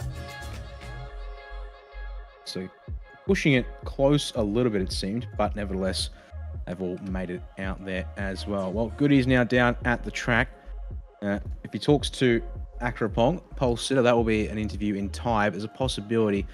We'll also chat to Damien Hamilton. That'll be in English. And it's just I guess the question of whether we get to hear that here on our feed delivered to us from the team at the track as part of the production for this weekend. Being told, unfortunately, no audio has been sent through in this part of the feed, which is a bit of a shame, of course, but we'll make do here because this first interview, this will definitely be in Thai with your pole sitter, Akrapong, as he is a native Thai there. So these Supras, Scott, we saw they were very dominant in this TSS Supercar GTC race yesterday. Odds on something changing. I mean, say that the Mustang looked all right for the first couple of laps. Definitely on the straights is where that TA2 V8 motor under the nose is its strongest. But maybe a little bit more balance for the Supras in terms of speed in the straight, as well as handling and handling grip there. Yeah, the Supra's been very, very quick, and I think Akrapong's doing a phenomenal job in that car. Like we said, Damien's taking an opportunity to step in that car and really skill himself up. The Nissan GTR, I think they had some problems with it for Manuel Rafael Caceres yesterday. And Manasseh was, I think, having a lot of problems with the Lamborghini Gallardo, so that car wasn't all that quick. The biggest moment I think of that's happened across the weekend was probably Ceramet getting sideways on lap 1 down through, was it turn 5? I think he was safe through turn 4. It was turn 5 where the rear end all of a sudden just came around on that car. Different style of car, different aerodynamics, different way that the car drives and handles, and cold tires in there under racing conditions sometimes just trigger that pressure. Have a look at Damien, by the way, just sort of settling in and enjoying himself here this weekend. You can just see, he's taking it all in. He's learning as much as he possibly can, and would be looking to try and push on next year. Did you see that there was something hanging in the background of that car? Is that some flowers attached to one of the exhaust hoses or the vent hoses, I think? Something to that effect. There's been a question in the chat as do we understand Thai? The answer, unfortunately, is no, we don't. And unfortunately, that means that we are limited in what we are able to listen into and be able to present to you guys here on the broadcast. As to whether Thai is commonly spoken in Australia, to my knowledge, no. Language options for Thai are limited, at least in terms of being readily provided. You have to go out looking for it to go and learn to speak the Thai language, which is a bit of a shame because there is definitely with a series like this, for one, it probably would be one of those things maybe you and I should maybe try to invest in. But at the same time, learning the language to learn things about motorsport, definitely going to be something a little tough to chase up on. At least diving into some specifics there that you'd have to learn in due course, as well as all of the ins and outs of the Thai language as well. But yeah, Thai. I can't ever recall being freely told that Thai was a language that was available to be spoken or be taught. Yeah, I've not seen very much. Yeah, I would have had to go out and chase that for myself through probably a specialist language school. There's not much of an opportunity to do it. I mean, Thailand's seen as quite a popular holiday destination in Australia. In terms of things, it's quite regular. A lot of people that I know have been to Thailand for a trip, have some fun, and some of you might recall Peter Baxter was here for some of the rounds last year, has actually been to Thailand and was teaching us. He was actually a little bit of our name coach in terms of things of getting some of these names right. The biggest piece of advice he said is just rush the name altogether and it sounds better.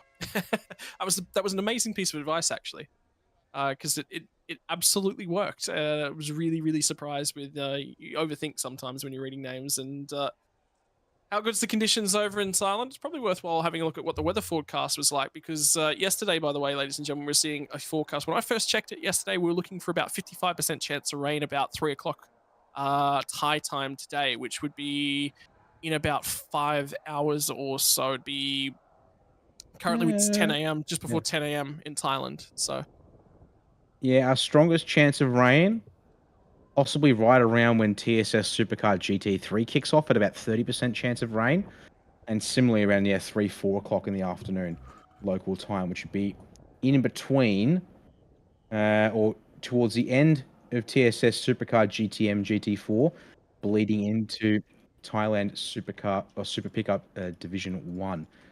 They're being told that weather has come down something fierce earlier in the week, possibly as high as, and I can't quite believe the number we're being told, 48 degrees Celsius is what it is where it was at one point earlier in the week. Current conditions, according to some basic Google searching on weather, 34 degrees Celsius or 94 degrees Fahrenheit for those of you more inclined with that weather system, climbing up towards 37 degrees or 99 degrees of a peak later on this afternoon. But yeah, threat of rain potentially later on this afternoon, but still only a moderate chance. yeah, and it's going to be later in the day, I think, than it was looking yesterday. You know, the other thing is, every single time I think we've checked the weather for this series, and there has been some rain in the forecast. Every time we check it, it gets further away. So I'm going to put the weather forecast down, and we'll just pray for drops on the camera. Yeah, what was it at Bungson last year? It was like, oh, the rain's coming, and the rain decided to go nope and turn around on us. And yeah, we checked it like 20 times over the course of like 2 hours or something, and every single time we checked it, it got further away. So Bongsan would have been crazy in the wet. That'd just be extremely difficult. I'm now considering the amount of sim racing experience I need to put into in the wet weather around some of the street circuits that are available in sim racing. That's probably something I hadn't even considered, but now goes on the things to do list.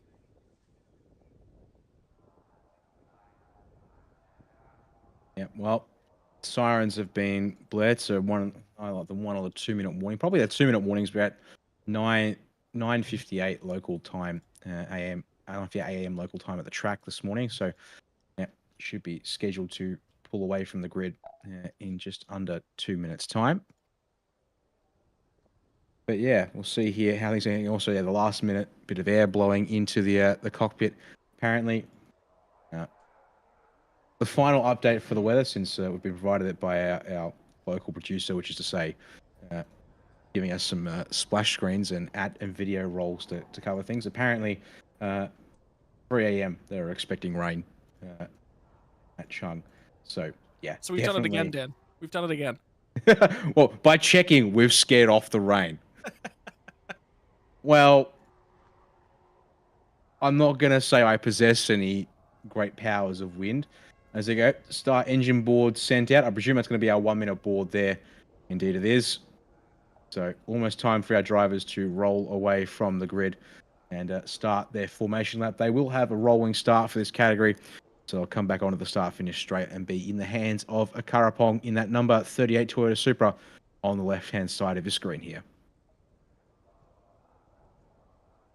Well, safety car will be rolling away here in about 30 seconds. So it's time to put the foot down and go in the right direction as they'll be firing those cars up. Look at how beautiful that second row of the grid looks. When was the last time you said you'd be able to race a Toyota Supra against a Trans Am Ford Mustang, against a Nissan GTR, against a Lamborghini Gallardo, against a Ford Daytona GT Coupe? I don't think there's such a different selection of cars in one field globally, full stop. I don't think it happens. No, this GTC category is quite unique because it is. I mean, it's almost it's almost a shame. We had a few more cars last year, and we actually had some GT4 cars actually running in it as well. And just that that would have been. It was even more crazy. Last year it was a couple of the Trans Am cars against a couple of GT4 cars, and it was just like this complete mishmash where it was like the GT4, obviously great under brakes, great through the corners, but then you had the Trans Am car, which just absolutely roared down the straights and was able to close up most of the time loss. And then I guess it's a game of driver experience and confidence, really, more than anything else. Well, that's the circuit here at Chang once again, if you haven't got yourself sort of acclimatized to it here. And for this category, as we are one of the TSS supercar classes, we are on the Hankook Ventus F200 slick racing tire should it stay dry, which, well, it's meant to stay dry. So let's leave it at that in terms of presumptions and expectations, and see how the drivers hold on to things here. 12-lap race, so it is another sprint once again. We may see some tire drop off once again. How's that there for microphone positioning, as that will be the sound of most likely the number 88 at Ford Trans Am, giving us a bit of a roar there. So it's a Karapong on the inside with Damien Hamilton on his end. So Manuel Rafael Caceres sharing the second row with Manasa Manuel Caceres, and then Siramet and Manat going to round out our field. And as you said, Siramet hoping to see him not overdrive that Ford Daytona coupe kit car there in the number 11, because unfortunately he came undone. And good to see the Nissan GTR out on track after it wasn't able to start yesterday's race as well. And also eyes on that second Supra to see if it can catch up and get through the field here in this one. But also going to be keen, Scott, because in that first race yesterday, it was also quite interesting because it was Damien Hamilton who actually jumped one of the Supras. He jumped the 37 Supra on the run to turn 1. And that was so got a good launch. Hoping he might be able to do the same here on the front row and maybe challenge for the race lead here right away off the start.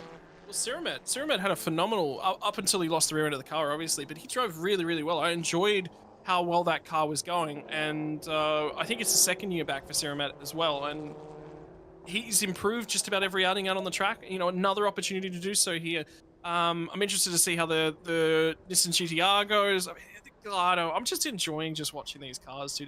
You know, at the end of the day, at the end of the race, it may not be as close as perhaps we would like, but the flip side of that is an eclectic collection of cars you're not going to see anywhere else in a race capacity. This just doesn't happen anywhere else. So, and already warming up with the tires is what's going on in the final corner. That's why you see the surge from Akrapong, who has control.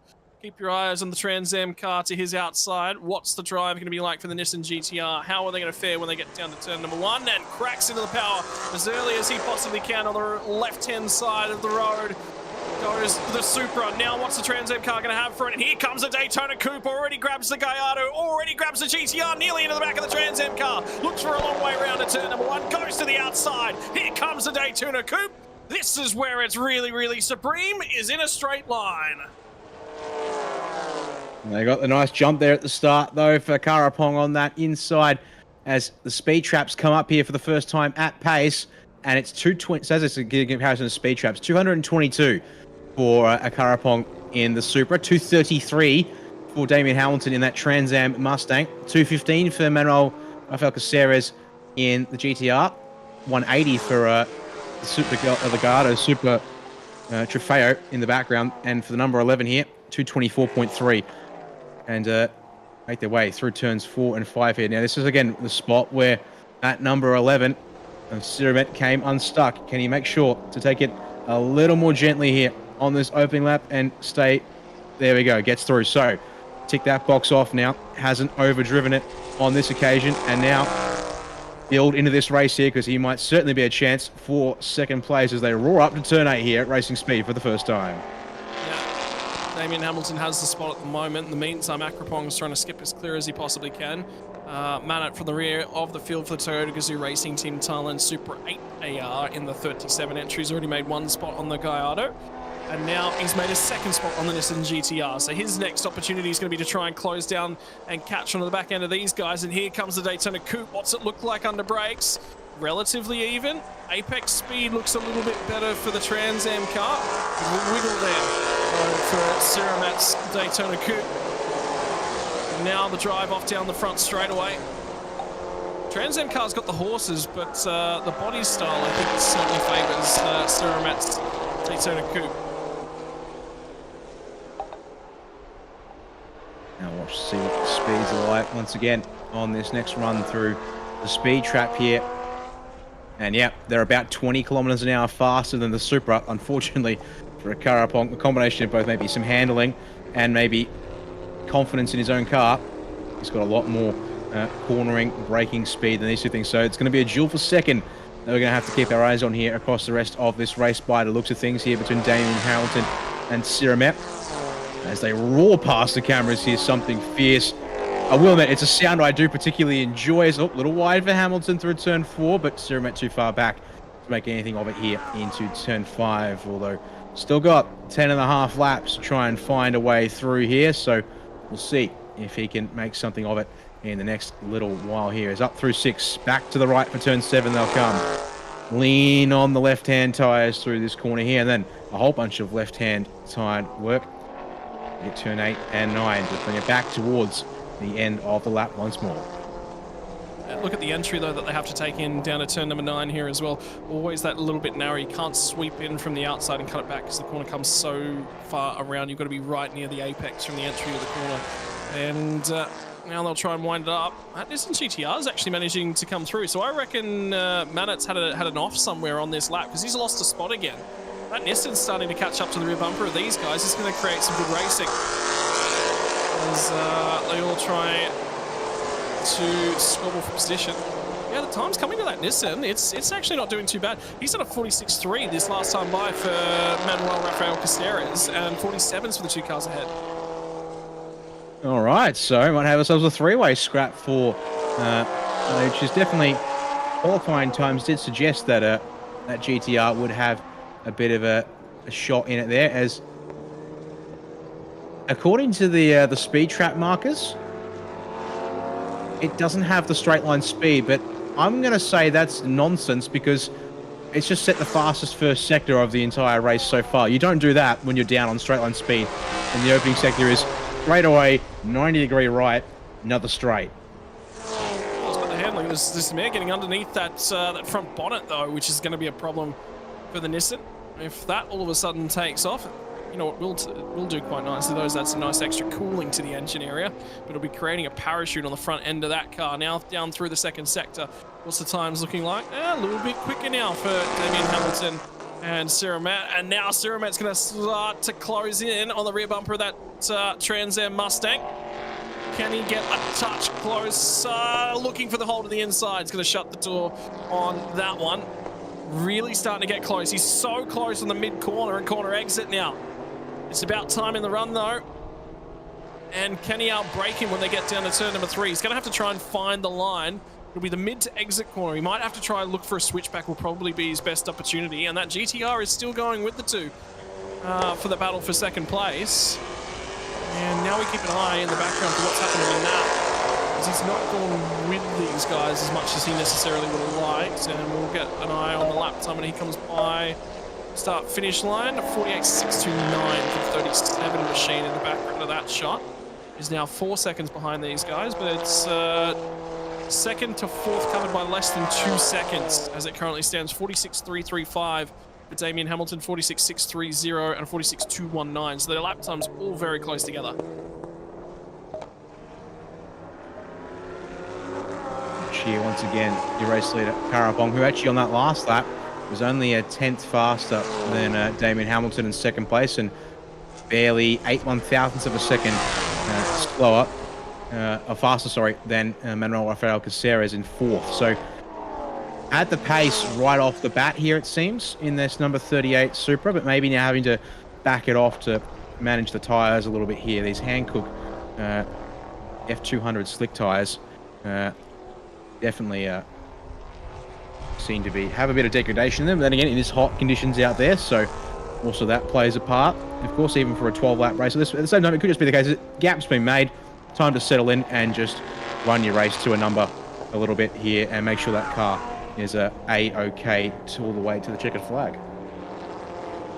I don't know, I still think this is going to get tighter. Remembering we're only 3.5 laps into this race as it currently stands, so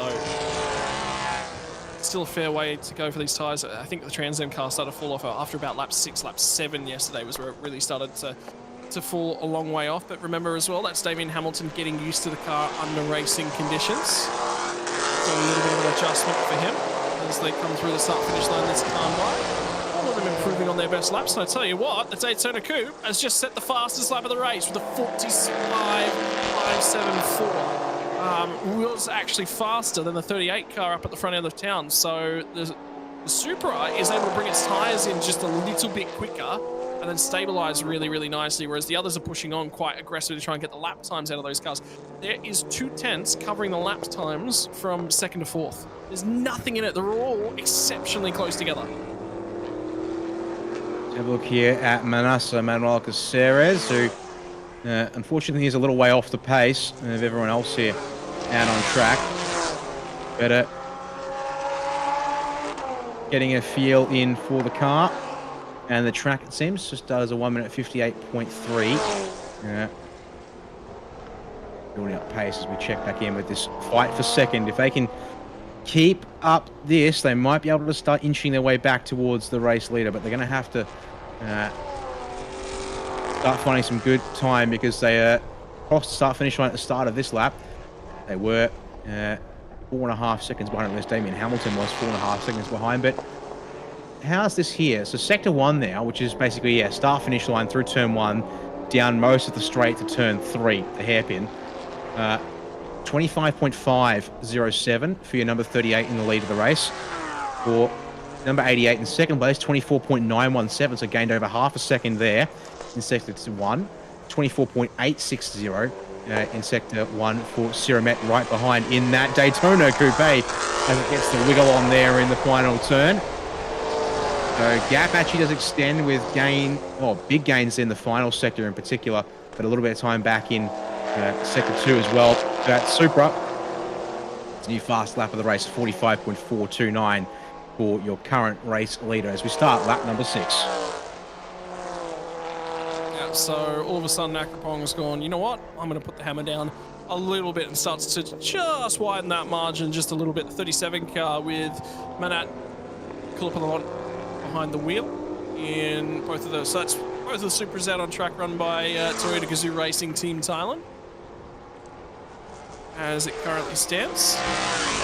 For those of you watching on at home going, what's the action look like for today? What's the weather conditions? I can tell you over in Buriram at the moment, it's about 39 degrees Celsius. Rain scheduled for Buriram itself, the suburb, not the racetrack, around the 4 to 7 p.m. So there will be some showers circling as it currently stands, but what does the day look like from here on out? We will head into Super Compacts, which will be the last race before the lunch break. We will get a little bit of time for the lunch break as well. There's a bunch of pit walk going on and a bunch of stuff happening during the lunch break. But the Super Compact race will start from about 10:55 a.m. Thai time, which is about half an hour away. That will run for an hour plus a lap. We'll go into lunch, and then the first race back after lunch will be your Thailand Super Series Supercar GT3s, which will be from 1:15 local time, also on the lap plus 1 lap. So convert your own timings as you will.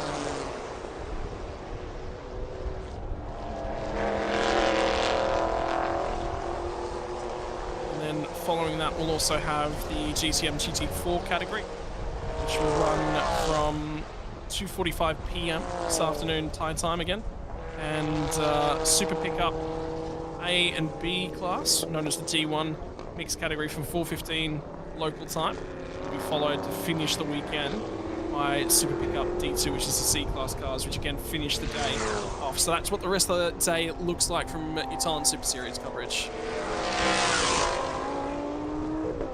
Yeah, it should be a good one here today as Manuel Rafael Caceres, unfortunately, that last lap dropped a bit of time on Hamilton and Siramet. Watch these two here scrapping for second once again as they work their way through turn 6 once more. See them cars really leaning on the body through the corner there. Watch these two fight now as, again, about the same pace as your race leader on that last lap. So the gap holding steady at around 5 seconds from Akarapong in first to Damien Hamilton here in second. As watching the different lines these guys are sort of taking, it's not much, but it's just a little tighter through some of these corners here for Siramet in that number 11. He just needs to find, obviously, a little bit of a better exit, it seems, in a couple of spots to be able to make something of it, or maybe just doesn't quite have the braking performance of that Trans Am. As they'll roll past our cameras and microphones here on the start-finish straight to get lap number 8 of this race underway here. Yep, so now start to get into the latter stages of this race. Past the halfway point. Perhaps the Daytona. Oh, no. No. It didn't make the start, Scott, yesterday in the 95 Nissan GTR. Manuel Rafael Caceres grinds to a halt on the start-finish straight. And there's a hand, a door, and unfortunately for the 95 and a very frustrated driver stepping out of that car by the looks of things. Oh, yeah. He was having one of the best races he's had in that Nissan GTR R35, which is why he's frustrated with it. Unfortunately for Manuel, it's not been a good weekend in terms of things, and the frustration very evident in the actions, unfortunately, with that one letting go. Got that one back to quite close to a track exit. So now becomes a focus on the two-way battle we've got here. I'm interested as well in what the tracking is for the 37 car, because we haven't seen it on the track map. There it is, just pops through out of Sector 2, but we did lose tracking on that car at Sector 1 yesterday, so I'm not surprised that's continued on. That's the 38 machine that leads the way at the current point in time. And local yellows for now at the final turn. I'll leave it as is. I don't think they'll want to deploy a safety car for that one. Possibility they might be able to get a marshal out there and then sort of, because also with the driver's side being on the right side of the car, they might be able to just get someone on that right side of the car and carefully wheel it back into that gap through the fence if absolutely necessary to clear up the circuit. We'll have to see. Car's just gone through, so they've got a big gap. Yeah, there's now a lot of time, yeah, because the number 50, that Lamborghini Gallardo, which is in the hands of Manassa Manuel Caceres, actually still needs to catch up basically to where presume his brother in Manuel, given they Caceres, both from the Philippines, although hopefully that presumption is somewhat on track as Hamilton, little loose through turn 5 in the 88 machine. Trans Am Mustang all of a sudden getting away from him there as he tries to get that car pulled up for turn 5, and Siramet, who looked like he was a little further back, now has a bit of a chance to close back up here through the top half of the circuit once again. That starts to get quite a lot closer. And for Hamilton, he's now going to be hanging on to the rear end of this car. When they get to the start-finish line, there will be 3 more laps left to run. And for Siramet, he's not going to match the Trans Am car in a straight line, so he's going to find another way to do it, and it's going to be on the transitional phase in the middle and exit of that corner, because the Trans Am car is going to wiggle all over the place in the braking and acceleration. That's going to be how he tries to pick it up, so he's got to be very clean. You can already see Hamilton runs it wide, just didn't have the grip to get the car pivot nicely at the apex. So he's got to be closer at the apexes will be the key. But I think Siramet's having much the same sort of struggle in terms of being able to get that car to rotate where he wants it. Well, that's the thing, is you say that there, according to the transponders, there's a speed trap up here as they approach the Sector 1 timing line and the brakes for turn 3. Top speed between these two cars last time through the speed trap, right now apparently, 230 kilometers an hour for the 88 of Hamilton versus 235 for the number 11 of Siramet. So I'd have to say on the straight line, and their absolute top speeds recorded, 238.7 versus 239.2. So straight line speed, I think, is actually pretty similar. And the 11 does look a little better through corner exits in higher speeds. And look at that there. It's able to get it pointed in a little bit better to these faster corners. And also is a little better on corner entry under brakes, but either it's really traction limited, that number 11, or low-speed grip is a little bit vulnerable in that car. It does have a giant old rear wing slapped on the back of it there to try and give it some grip. Because you can see here, he'll sort of get a little closer on the brakes, but then not really be in a position to attack. Although they now have lap traffic in the form of Manassa Manuel Caceres to worry about here in that Lamborghini.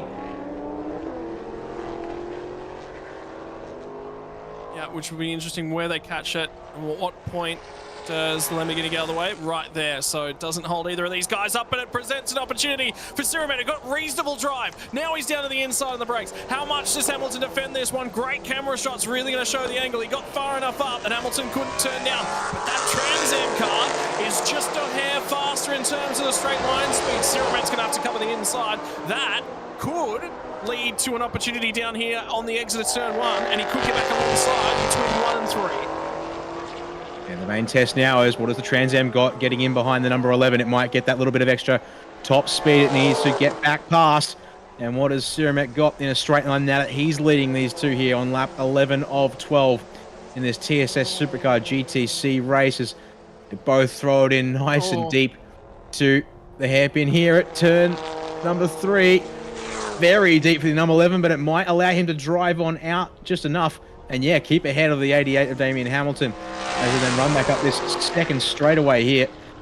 And it looks like that Daytona Coupe, now that's been released. Look at it go, pull a car length, I think, in a straight line as they run up to turns 4 and 5 here. And with 2 laps left to run, there's not going to be enough time for it to go and catch the leader.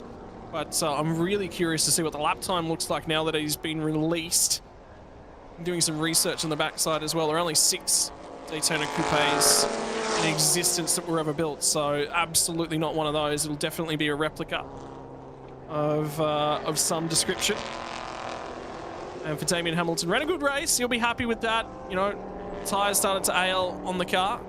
Ran a 47.5 last time by, so compared to his best lap, he's now 2 seconds off of that time. In the meantime, though, race leader Acropong gets to the final corner and he's going to tip the Toyota Supra in. Come to the start-finish line and receive the final lap board. There will be one more lap left to go for the weekend, and a dominant weekend for that 38 machine. Lap board's out at the start-finish line. He's across the line there, 46.1 for Siramet versus a 47.2 from Hamilton. And try and get back on the power through turn 1. 4.5 kilometers, or not even that, left now in this race for these two drivers as they race on down to turn 3. See what it looks like on this occasion. Yeah, both of them apparently a good chunk faster than the Supra in a straight line still. And it is the number 11 that has the advantage apparently, according to that information there. Also pick up nearly a second on your race leader again in the opening sector, but they're going to, I think, lose it here through sectors 2 and 3 once they start getting through the twisting parts of turns 4, 5, and 6, because that is interesting. So there's the thing is the sector is basically the brakes into turn 3, then swing through turn 4, and then get on the brake to turns 5 and 6. And that's sector 2 for you here at the Chang International Circuit. Is pretty straight line dominated in some respects. And then you've still got here, look at this there, the number 11. Actually, on that angle there, on entry to turn 6, looks very late, but then comes back very nicely to open up the entry to turn 7, I think. So really utilizing the track wisely there and getting a good run through there. Actually faster than the leader through sector 2 for all that it's worth at this point in the race. So I think for Karapong as we pitching him up here now out of turns 10 into 11 as he winds on the speed. And he's got one corner left to make it 2 wins from 2 here this weekend in TSS Supercar GTC. And Toyota Gazoo Racing Thailand is going to be very happy to walk away with another win here this weekend, as a Karapong will get it done in the number 38. Siramet from Hamilton will win out your podium to end the race weekend. And there you go. The 38's already backed off big time there out of the last turn. But a podium for Damien Hamilton to wrap up the weekend there in TSS Supercar GCC. Nothing to snuff out there with Manassa Manuel Caceres, the last 2 cars that'll have to come across the start-finish line to wrap this race up. Yeah, and 37 car now coming through, and the Lamborghini Gallardo, I mean, I'm still enjoying it. But I'll tell you what, like you said, it's about eclectic cars, it's about unique cars, it's about getting them out there on racetracks, and these guys have certainly done that.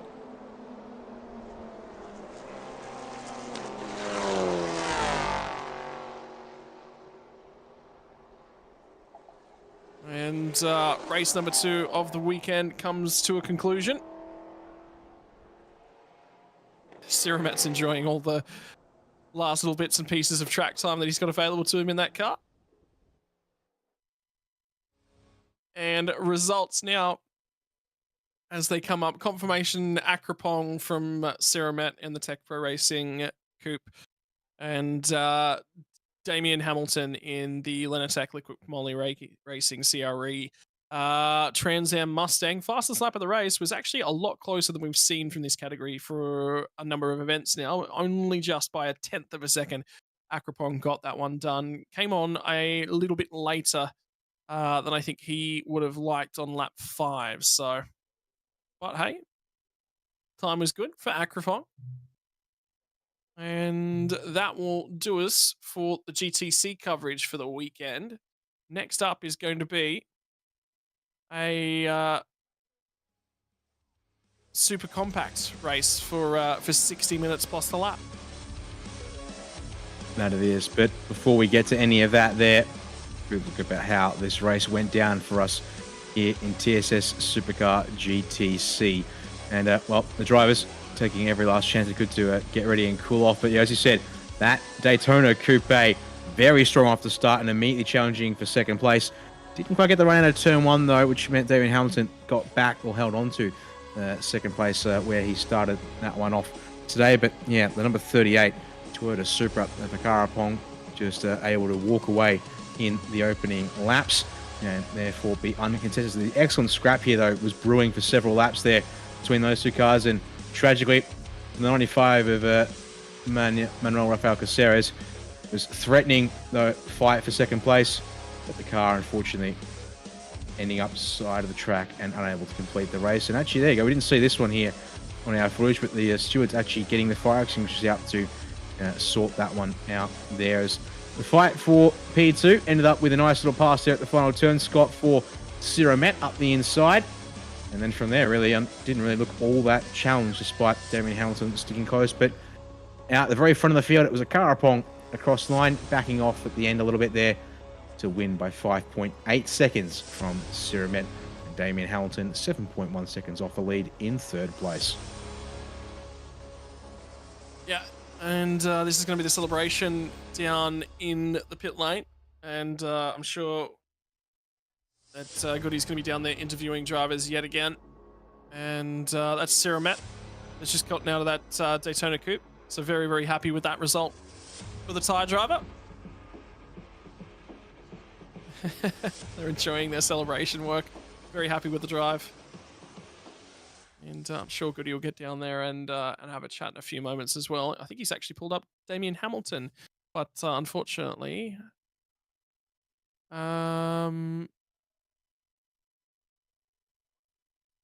I'm assuming that we've probably not got audio on this coverage yet again, which is disappointing because I know Damien enjoyed this interview yesterday. So, ladies and gents, we're going to step away and take another quick break before we'll be back with the Super Compact Racing. Oh, we actually have audio. There you go. All right, so just the latest coming in. Thank you. A little bit closing. Yeah, very tight. I had the pace to hold him off, and then I just got a bad run into that turn 12. Yeah. Yes, and it's just here. I just see that. It turns out it's more open the line here. Yes, so, but by the way, you're just in the third position. Congratulations, too. Thank you very much. For you said the next race for the races. Talk about the fans too. Bangsan, what an awesome track. Looking forward to it. A lot of homework to do to make sure I'm ready for it, and yeah, I love this as the stepping stone to go from there. Okay, best of luck here. Congratulations again. ขอบคุณครับ ขอบคุณครับ ก็บอกเขานะครับว่ายินดีด้วยนะครับสำหรับการมาเป็นที่ 3 ก็น่าเสียดายในโค้ง 12 นะครับที่เขาไปเปิดลายมากไปทำให้ซิราเมหรือเปเปอร์เนี่ยนะฮะได้ Goody having a quick chat there with Damian Hamilton, and the interviews will continue here, but with Siramet Akrapong being in Thai, unfortunately, I won't be able to make much of it for you here as Goody has a chat with our final podium sitters from this TSS Supercar GTC race. We'll take another short break here as up next will be Thailand Super Compact. Race start scheduled in 25 minutes. We'll come back as the cars are heading out of the pit lane and to the grid for this next race of the day. 60 minutes for that category coming up shortly here for the Thailand Super Series weekend from the Chang International Circuit.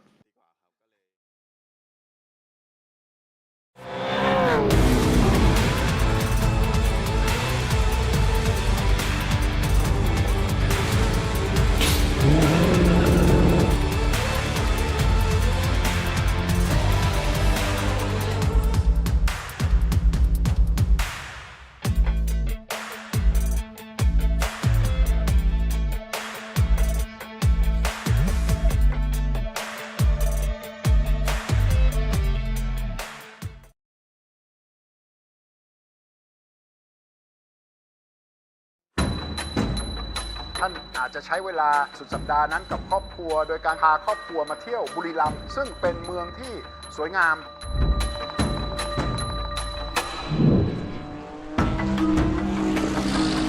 สามารถมาชมได้ฟรีเป็นการเปิดสักราชที่จะมีรถแข่งในทุกๆรุ่นมาพร้อมกันที่นี่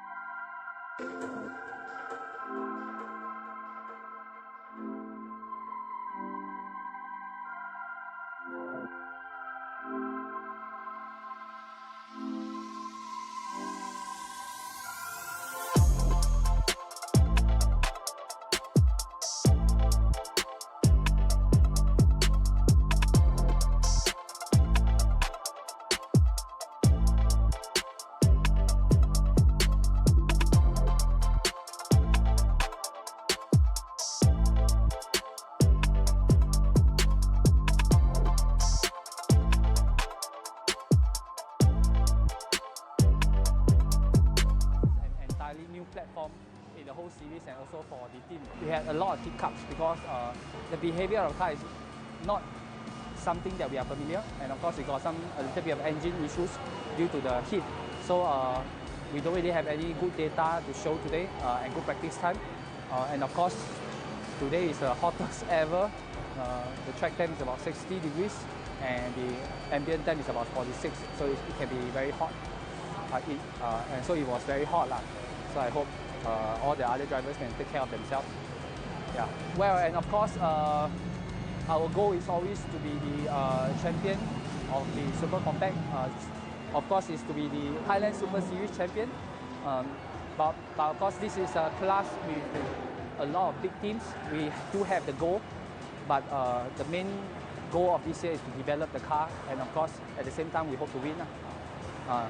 Because this is we are the first ever GR Fit RS in the whole of Thailand Racing Series. So we are really excited about this platform. So the main goal is to develop this platform and at the same time hope to win more races.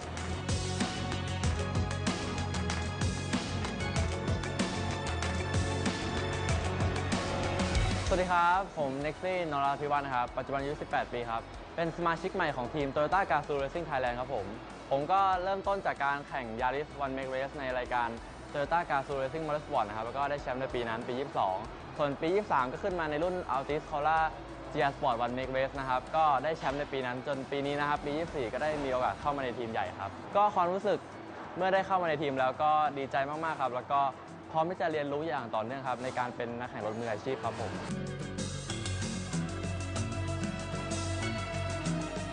ปีนี้ครับได้มีโอกาสลงในรุ่น Thailand Super Compact นะครับในรายการ Thailand Super Series ก็ดีใจมากๆครับเพราะว่าเราเห็นรายการนี้มาตั้งแต่สมัยเราเด็กๆแล้วตั้งแต่สมัยพ่อพาเราไปดูที่บางแสน10ธุรกิจนะครับแล้วเราก็ I was listening here to this introduction for Thailand Super Compact category. Chance to see a little bit more behind the scenes with some of those onboard shots there with on their city entrance in this category there as well as number 25 Toyota pardon me, Toyota Yaris of the Gazoo Racing Thailand of Norarat as getting ready to head down towards the grid here for this first 60-minute race of the day.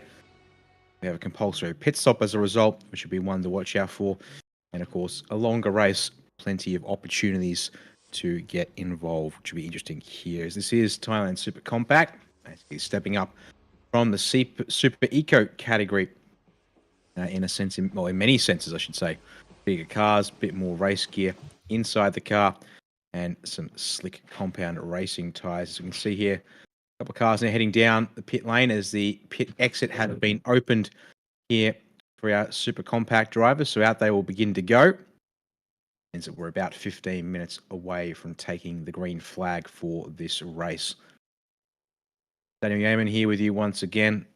Scott Rankin will be back with us, or already is back with us, and just keeping silent whilst I talk away here at the start of this one. Yes, there you go, indeed. And so here's a look on board the number 23, the Toyota Altis from Toyota Gazoo Racing Thailand. This is going to be interesting to see here because you can see here, unlike the Super Eco, Scott, a little bit more kitted out for racing, a little bit less of the road car remains in these vehicles by the looks of things, and things like also sequential gearboxes, fairly common in this category. Although I'll be looking to see if Kajonsak in his Ford Fiesta is still, he's on the grid. He was here yesterday. Oh, there we go. That's an interesting onboard shot, and such a unique shot. I don't even know which car we're on board with there, unfortunately, as we can't see any of the identification, which is the car number there on the top of the windshield. So, shame there. We can't quite figure out who that one would have been. But yeah, because Kajonsak was sort of an outlier last time. A lot of sequential gearboxes in this category, it seems. But then Kajonsak last year had still had the standard H-pattern gearbox with the stick shifter on the floor. Definitely stood out from the rest of the cars in this category. I think that's probably worthwhile mentioning, because if you think about it, Kajonsak as well he's had a lot of mechanical DNFs. Very, very quick at Bang Seng Grand Prix last year. Had a very quick car, was right up in the top 5 right the weekend long, but suffers a little bit in terms of straight line speed. We're very much about straight line speed on display. Yeah, so it'll be interesting to keep half an eye on that. I'm interested whether or not, it's just the heat, it's the temperatures. We've seen so many cars ailing at different points throughout the weekend with just the heat and the temperatures. It's got to get the extra big coolers on there. Friend went racing in production cars in Australia for the first time last weekend. I got down there and they had power steering problems all weekend. Turns out they needed a power steering cooler. So when you think everything's cooled off and when you think everything's looked after enough, you probably want to add a little bit extra cooling. Sometimes is the case. Can't do a whole bunch for diffs for gearboxes, so you just sort of got to rely on things. But that's racing. I mean, it's very, very difficult. The problem with the air in Thailand is not just the heat, but it's also the humidity. The ability to transmit some of that heat off into the air is lowered with the humidity. It just sucks the life out of the car, sucks the life out of you. It's extreme conditions, in terms of difficulty. Yeah, that it is. There's another onboard shot here with the 23 of Nardol and Tanchanok sharing this car. As it is a 60-minute category, we do have quite a few two-driver pairings, sorry, that make up these entrants. So that also means we have a whole bunch of stuff to do with driver compensation time, success compensation time as well, that have to be taken into account here in this category. And so it'll mean that pit stops are quite a bit varied. What I will actually do is go chase up those numbers for this race, Scott, and get back to you with sort of the range that we're talking about for this one.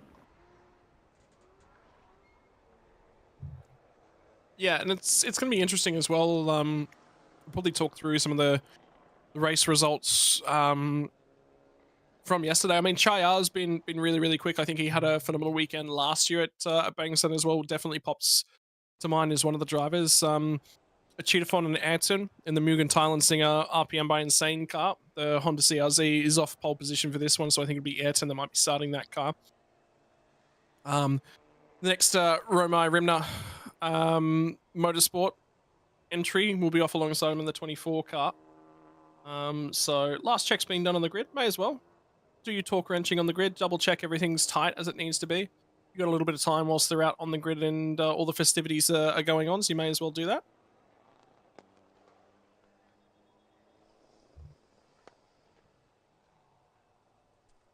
And it will indeed, as I'm just trying to see if I can find them. I found yesterday's pit lane times. Being told I'm also getting some. Found it. TSS bulletin number 22 of the year. Issued yesterday afternoon after the race. So, with all of these pit stops in these categories, minimum time of 90 seconds from pit entry to pit exit. Then you have things like, so actually, this is interesting. So we've got things like cars that have what's called an all C. So drivers here in this category are just like a national grading of grade A, grade B, or grade C. The drivers who are both grade C licensed, they lose 5 seconds off that off that pit stop. So, for example, our pole sitters in a Cheetahphone and Ayrton are both considered C-class drivers, or C-grade drivers, I should say. They only have to stop for 85 seconds in this race today. It will be Ayrton that starts the car, given he is designated driver number 2 for this one. we'll have to hand over to Achita Fon to finish the race. As I believe we're actually talking with him there. Indeed, we are. So, well, good he is at least. So, talking with the team from the number 69. Other examples would be actually, there's quite a few drivers that have -5 for a C class or an all C class pairing. In saying that, any driver that is solo in this category has 4 seconds added to their minimum stop time.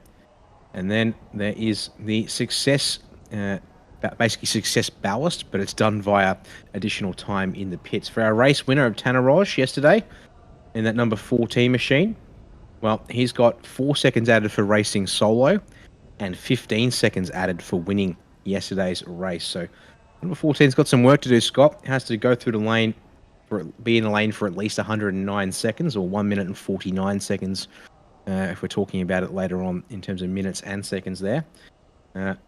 Other drivers with success time includes the number 38 of Muhammad Akib and Mitchell in the number 38 machine. They will have to stop in the pits or be in the pits for at least 100 seconds. And obviously third place, number 24 of Jirapat and Tanner Thorne in the 24. They will have to stop in the pits for 95 seconds. So those are the 3 cars, 15 for the winner, 10 for second, 5 for third, and have had extensions. There is a good number of drivers, though, who are solo in this Thailand Super Compact category, who have at least a 94-second stop, with only a few drivers coming in at under 90 seconds for our 2 driver pairings of grade C each. Yeah, good. He's still walking up and down the grid, doing some more interviews over. I'm jealous. I literally cannot wait to get over into Thailand and have a look. We're hearing as well that on-board shot we actually heard or saw from the pit lane earlier might be aboard the 69 machine of Achita Fon and Ayrton. So it'll be interesting to see if we can get confirmation of that. If we swapped that footage in the middle of the race, it'll be really, really interesting to see what that looks like, particularly if they get swamped to don't get off the line all that well. Just having a little bit of a look through the information that we've got available to us. So we've got starting grids coming through as well for a number of things. There was actually an update on the pit lane exit blend lines, or sorry, the pit lane entry blend lines that was actually done overnight, which is interesting to see. So I was actually posted probably about 50 minutes ago, so there might be some difficulties with the blend lines, or there might have been some miscommunication regarding that. So race control opted to solidify that and make sure that that was spread around to all the teams, which that's interesting to note. I'm wondering whether or not there's an issue that somebody's run across one of the lines or something down there. Or remember how we had a couple cars picking up right-hand side tires across the white lines after pit stops yesterday? I said, oh, that's tight. There might be a penalty for a couple of cars. I think actually Marcus Winkelhock's GT3 entry was one of them. I wonder whether or not it's clarification on those rules. Unfortunately, it's in Thai. So, yeah, I don't have clarification on what exactly was in that.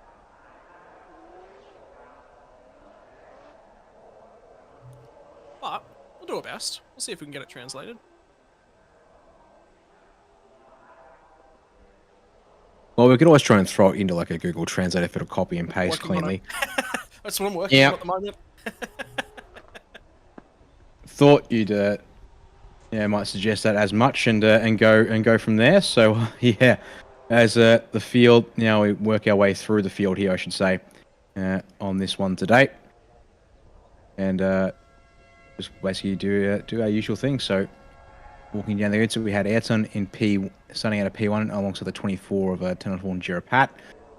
Tenapatra out of P3 in the number 5. That there, the 88 of Yacht Sarun and Hidaharu for P4. Chaya, the number 92 of M&M Racing Team, will start out of this race in 5th place there, so inside of the 3rd row. Alongside them, this number 38, Toyota Yaris of Mitchell and Mohammed Nakib. This will be one to watch out for. The Wing Hin Motorsports number 38 was quick late on in the race yesterday, Scott, and may look to make some moves up the field.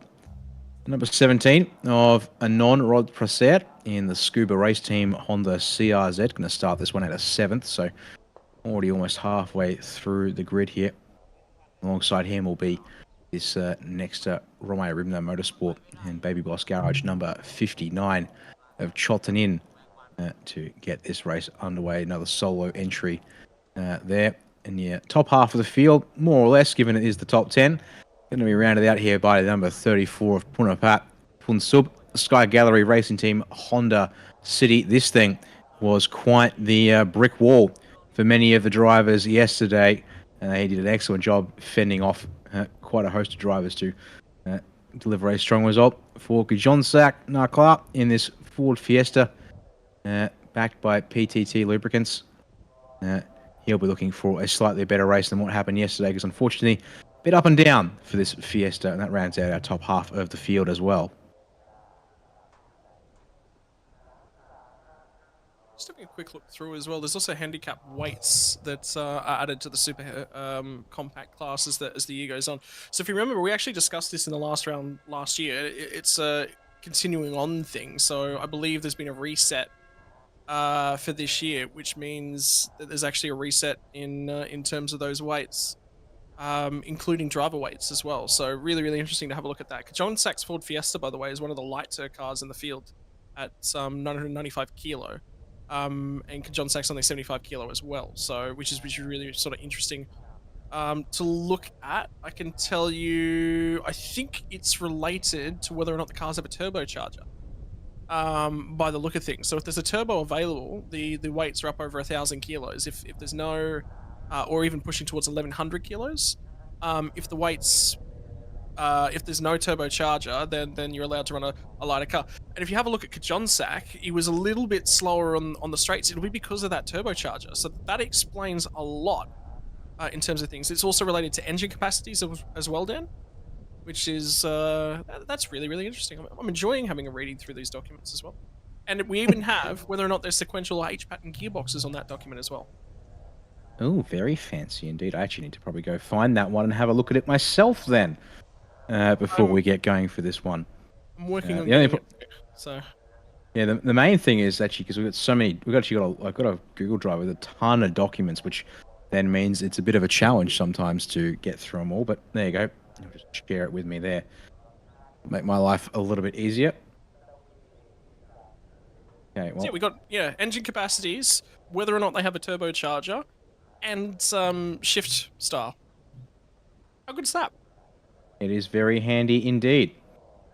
So all sort of packing between the smallest engine is one of the Honda ZRZs running a 1.3, just under a 1.4 litre engine, and turbocharged through to 1.6 litres and naturally aspirated for select models. And indeed, actually quite a mix of H-pattern and sequential gearboxes in these cars. We even get to know if they're port injected or direct injected for the fuel system. There's even more. Yep. And like, I hadn't looked at that. Yep. And like, how many camshafts they've got, if it's single camshaft or twin camshaft. They're all front wheel drive because they're all compact hatchbacks. Now, in saying this is provisional handicap weights for yesterday's race. There's a rule on the pit exit blend line. Okay, yep, right. But as you said, tragically said, unfortunately, the information is written in Thai, and I can't copy and paste it into a translator to be able to make sense of it there. Well, field pulls away from the grid here, Scott, for the beginning of the formation lap. It's a rolling start in this category, as we've mentioned before. And so the drivers will need to get themselves warmed up, ready to roll, and then get ready to go racing straight off the final turn here. Yeah, and I'll tell you what, we'll be running through a number of these cars. As the starting grid's going to come up, 69 entry is going to be the first one off of the rank, which is Cheetahphone and Ayrton. In that car, I believe will be Ayrton who starts, turbocharged 1500 engine. Twin camshaft, direct injection, sequential shifter, and the weight in that one will be 1,116.55. that's been added to that. I believe that might contain potentially some driver ballast that's been added though, so we'll change up that a little bit. Of course, reminder that the Super Compacts are on the 15-inch Ventus F200 Racing Slick tire, provided by official tires of the Thailand Super Series, the Hankook. Tire compounds provided to us yet again.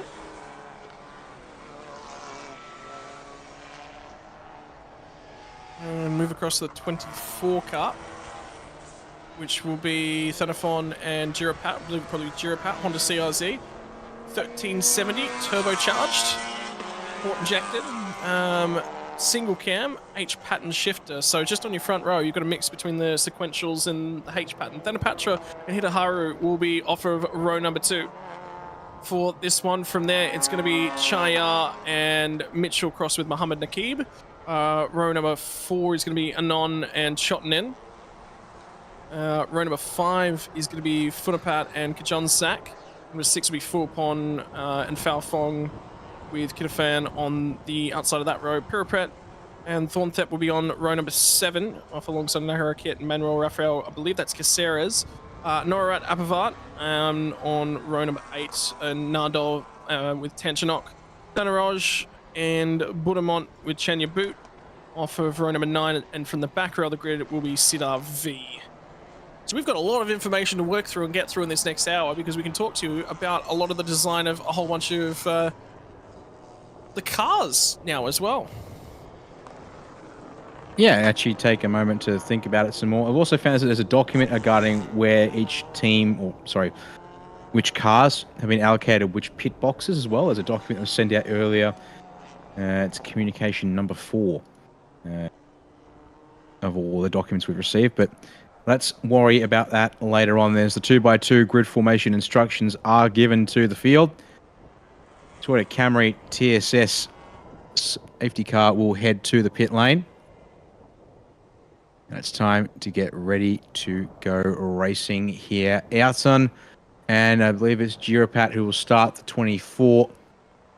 Get ready to lead the field to green here. I'll come around turn 12. And then the big question is, I believe it's going to be Ayrton in that number 69 Honda CRZ that has control. Although, hang on. I haven't seen that before, the double flashing. There's an extra formation lap there. Board on the right-hand side of screen, Scott. So the race start has been aborted. And we are going to go back to warming up the tyres once again. Okay, so we've just got a translation, by the way, of that pit lane exit ruling, which we got from yesterday. And it's exactly what I said it was. All racing cars must stay within the boundary and must not cross the right-hand side white line. So that would be, remember how we said we saw there was cars yesterday exiting the pit lane, dipping 2 tyres into the blue zone. This is the pit lane entry. 15, who's that behind the wheel? That's Sitavi. Yeah. The Idemitsu Racing Team Thailand entry, which unfortunately had a bit of a rough one yesterday, but coming straight down the pit lane on that formation lap. Now, note also this is that that's a long way behind the field to be coming into the pits. Finishing lap, slow moving. We've just been told it's a slow moving car. What's the bet? It was the number 15 who unfortunately straight into the pits, straight into the pit box, and they got that laptop out. Get some also cooling ducts out as well, but got some issues, I do believe, with the Idemitsu Racing Team Thailand Honda City. So Sitavi might be at risk of not making the start here, Scott. Yeah, so they'll go back to single file, and then we'll get back around to 9, 10, 11, and they'll be given the 2x2 board yet again. So they'll form themselves back up. No racing has started as yet. I'm not seeing an update of whether or not we'll actually lose time.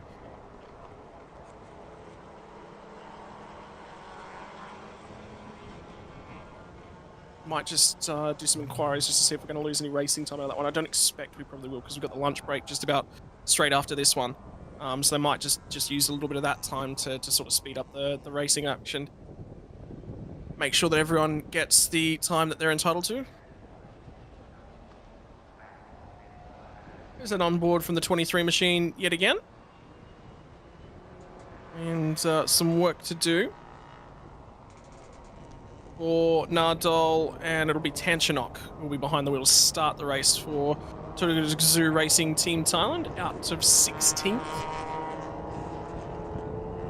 Interesting to keep up an eye on that again, and here comes the formation board again down, so we're getting ready for another start. Well, we'll have to see, actually, because we've just also had a message. We've got a line into race control to give us some extra information in case it doesn't come through on timing and scoring. That there's apparently an issue with the race clock for this session. Oh, no. Actually, I can see it as well. It is counting there. So we should be all good. But what it does mean is that this extra formation lap is eating into the race time here. So around the final turn we come once again. Erson will lead us away in the number 69 machine here. We will hopefully have this on board a couple more times during the race.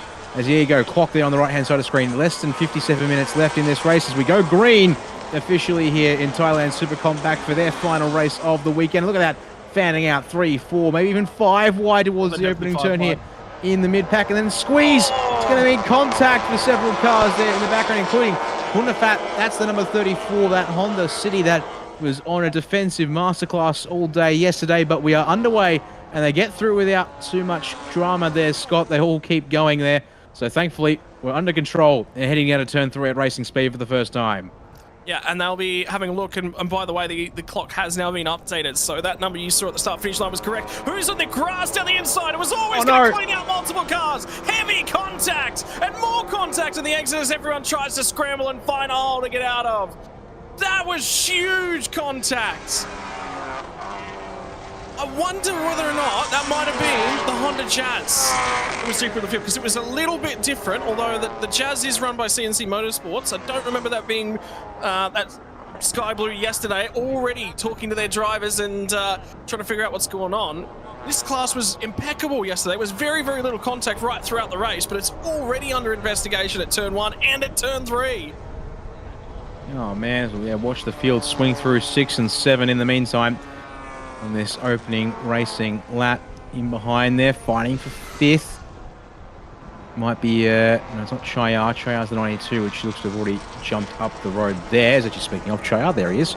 Yep, up to P4 for the 92 on the back of Tana Patra. So it's going to be the 88 there in the background. Is oh, there you go, real quick, sir. It's the number 27, Lexi Making H Rookie Honda CRZ of Pirapet and Thorntep. That is absolutely clattered into the back of the field, and the safety car will come out to presumably go clean up the debris at the very least, although just had 2 sector times come in, by the way, for the 59 and 34, which are in the minute 30s in sector 2, so they're definitely involved and shuffling to the bottom of our timing screens. And I've not seen a time for the 95 of Budamont Chenya Boot entry, which would have had Chenya Boot behind the wheel. Well, there's Chotten in, the 59 car, speaking of which, limping around, has been able to get going, but that's up at turn 8 and 9, and there's Punapat, yeah, the 34, which is also going slow here, having been collected up in all of that one there. So, delayed start, now a safety car straight off the bat, as the team down at the number 27, as you can see, is there any of that can be repaired? If it can be, that's going to be a lot of work to fix that one up, and I don't think so. It actually looks like we might have at least one car that couldn't get going. No wonder safety car has had to come out. So is that going to be the... I think it's going to be the 95, yeah, the Budamont and Chanya Boot, the YK Motorsports Honda CRZ. Strong last year, was looking decent yesterday, Scott, and unfortunately they've made it about 2 turns, and they will be done. Well, technically 3. Technically. Have they made it through turn 3, though? Well, they made it to turn 3. Do you count that? See, that's a question, isn't it? I was counting the kink. That counts as turn 2, don't you worry. It's whether we count turn 3 itself as... Oh, dear. That car has, by the skin of its teeth, come back to the pits, but that can't possibly be recoverable. They will at least try and get the tire... Well, they'll get the tire off to have a look at it here, but they've got to get that manual jack underneath to try and prop that car up so they can see just how bad it is here. Look at the rim. Look at the damage to the rim. They're going to need another rim. to go back on that car. He's got gloves on. I wouldn't be touching that rim too tightly. Look at the damage it's done. It's destroyed that rim. So keep your eyes in the background for that car. And it's the blue car, which is the 27 entry, which has got Thornthep behind the wheel. They're full wide down here, and Thornthep gets into the corner. Why does he take to the grass there unless he already knows he's deep and he's clattering someone? So I think that's the 59 car. Actually, it might be the 34 he collects as the black car as it goes around. Gets the 34 of Punapat, and then into the 95. The 59 actually is unfortunately an innocent victim that just arrives on the scene as all the cars are suddenly across the road in front of him there. So yeah, that was the 34. Look at that there, Punapat. He actually might have got away with that a little bit, although you can see here for the this team here, the 59. Don't think they're going to be able to get the Ronai Rimmer Motorsport Baby Boss gauge, although they're going to put a new tyre on it. But that might be just to wheel it back to the garage and just say, hey, weekend's done. It might be indeed. Well, while all of that craziness is happening, race control got the track cleared, and they're going to restart the race here at the end of this lap. So after a crazy one to get this super compact race underway, we'll be going green once again with about 51 minutes, or it'll be under 51 minutes on the clock here as the 34 machine. It's dented on the right, dented on the left, but I reckon that car might be okay to head back out there for Punafat. Clattered. And, it got absolutely clattered. So I'm expecting that it's not going to be tracking 100% straight at all. I would say there might be some steering damage on that car. You would expect so, yep. And there's indeed, the number 59 chothing in, debriefing with the team. So I think, unfortunately, that car, is definitely done for the day. So wait to see when Ayrton in the number 69 gets us restarted. The answer is, of course, right through the final corner. Green flags back out as they cross the start-finish line. And it will be 50 minutes and 30 seconds left on the clock as we get this race going once again. That's a very damaged-looking front end on one of the Gazoo Racing, Toyota Gazoo Racing Thailand cars. And that would be the number 23 of Nardole and Tanchanok, to be precise. The Toyota Altis entry. I think it's the only Toyota Altis in the field too, isn't it? There's a couple of Yaris's. The other Yaris run by, one of the two Yaris run by Toyota Gazoo Racing Team Thailand. I was looking at Norarat's car and I couldn't see any damage to that because it was behind them, but also Winghin Motorsports are also in the Toyota Yaris. On the run down to turn 3 to the inside, 88 gets that pass done, which will be Hitaharu behind the wheel, although they might have lost the spot to Falfung, and that might have been Thanaroj trying to have a go, and indeed Thanaroj is going to come back at them. Up ahead is the DC, I think that's the DC Racing Garage entry. Alpha Factory Racing Team by Pulsar entries, the yellow car. So it's just got through on that one. So overtake done inside the first sector. What can they find? And then confirmation, a couple cars heading back out. The 34 car has made it back out onto the track, which was that very clean, unsponsored looking liveried Honda CRZ.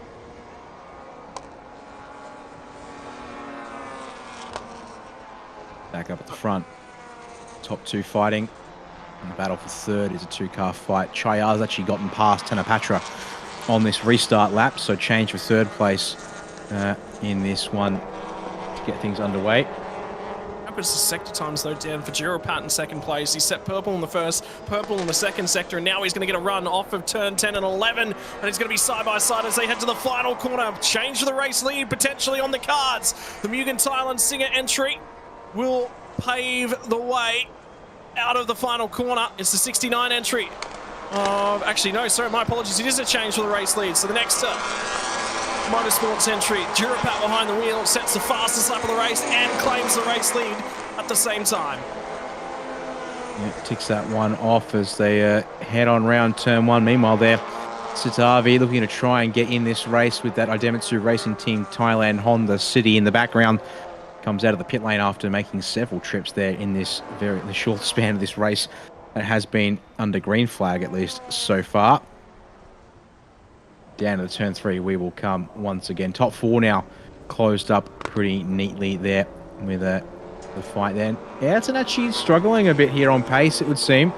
Because all of a sudden dropped a couple of car lengths to Giropat, and now Chayar looking for a run at things here as they head down towards turn 4 once again. Yeah, and trying to get clear at the moment. It's Giropat. He's trying to do all he possibly can to skip clear. The 69 entry, Chayar's coming up quite quickly as well. Thanapatra's managing to hang in there. Might just be looking after those tyres just a little bit. But he is going with the leaders. But Chayar's been supremely quick at the opening stanza of this race. And in the background as well of that shot is Fao Fong and the 33 Alpha Factory Racing team by Pulsar entry. So we did get that pass done. That was the car that we spotted. Look at the field spread starting to go on just a little bit at this point in time too, Dan. So, you know, a few drivers pressing on, a few drivers sort of saving just a little bit. We might take you through, like we said earlier, that 24 car CRZ 1370 Turbo with a H-Pack shift leads the way from the 69 entry of Ayrton, which is a CRZ 1500 turboed sequential shifter. They've got a fair bit of weight on board that car. Yep, gonna need to have a bit more weight on the car to make up for the extra engine displacement that would mean a little bit more power, but probably more importantly, a bit more torque in the bottom end as well. But watch here as lap 6 gets underway. Lap time comparisons going to be worth a bit of a look here. So last lap, fastest lap of the race so far to Giropat in the number 24, 1 minute 56.415. P2 for Ayrton, 1 minute 57.453 in comparison, so a full second lost there between P1 and P2. Chayar, 157.566 in behind Ayrton. That sort of makes about sense. Then Tanapatra, a 157.823 as they head up towards turn 4 once again. Well, a friend of mine who's in the chat but deciding he's not going to be himself, asking what's the top speed of these cars. Around 200 kilometers an hour according to the transponders. The speed trap on the way into the braking zone at turn 3. You're welcome, Jurgit. I mean, sorry. I'm not going to touch that. Yeah, I won't call him out for it just yet, but nevertheless. We know who you are, Jurgit. You're known. You've been identified. The thing is, he didn't even try and hide it from me. He decided to just come in here. And it also stood out like a very sore thumb the moment I saw it. But anyways, let's not worry about my friends and weird alternate account pseudonyms that have come up for themselves. Let's worry about the racing here on track, Scott, as we watch these top 4 continue. Giropat starting to check out at the front of the field, and Tanapatra is not really going with them right away. Maybe he is managing the car at this stage. They do have to get through a full hour, of course, and as we've already seen, cars retiring for mechanical reasons. May have a fresh set of tyres, might not also have a fresh set of tyres available to them as well for this race. As we've seen, tyre changes do happen in this category in these hour-long races, but these teams might not have them, so if you need to look after the Hankook slick tyres here for this race, then definitely save them now so you can use them later on. Meanwhile here, fight for 7th place. Hitaharu, in the 88 Honda CRZ's got Mohammed Nakib behind in that number 38 Toyota Yaris. Is up to turn 3 they'll go. Oh, crossover! Hey, my word, the 88 was in deep, but Mohammed Nakib, he barely left himself any room to spare, but gets it pulled up onto the inside line. We'll take that 7th spot away there. That was close. Oh, that was phenomenal. 38 versus the 88. So Mohammed Nakib lost a spot that last time by to the 88 entry of Hitaharu, and now they're catching the car in ahead of them as well. So the Yaris starts to come under assault of Norarat, a Turagazu Racing Team Thailand entry. My word. Rough him up on the bumper. And now it's time to try and look after that car. There's a few cars with damage crawling around at the moment. What's the margin for our race lead look like? It's 2.5 seconds last time by as Giropat set the fastest lap of the race with the 55.9. What's the time going to be this time through? The sector time's not impressive enough to be setting a new best lap time for the 24 entry. Don't forget pit stops to come. as it comes to the line now, we'll get that lap time. So last time I was a 55.696. This time nearly drops a second out of that lap time. So either he's made a mistake somewhere, as you can hear the cars cracking on the gear shift as well in the background. And the Toyota Gazoo Racing Team Thailand car now really starts to come under assault.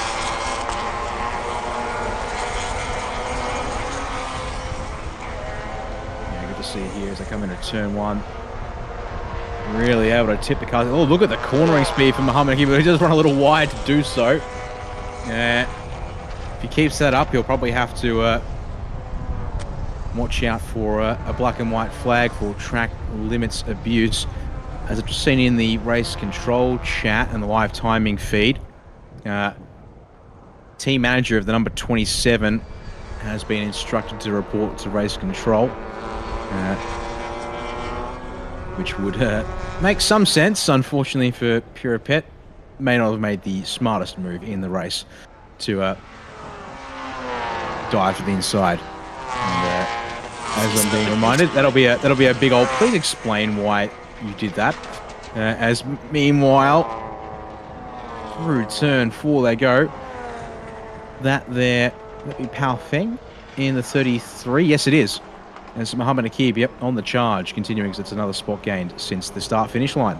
Well, interesting to note, Dan, that Muhammad Akib entry is actually one of the biggest engines in the field. It's naturally aspirated Toyota Yaris 1600 with port injection twin cams as well.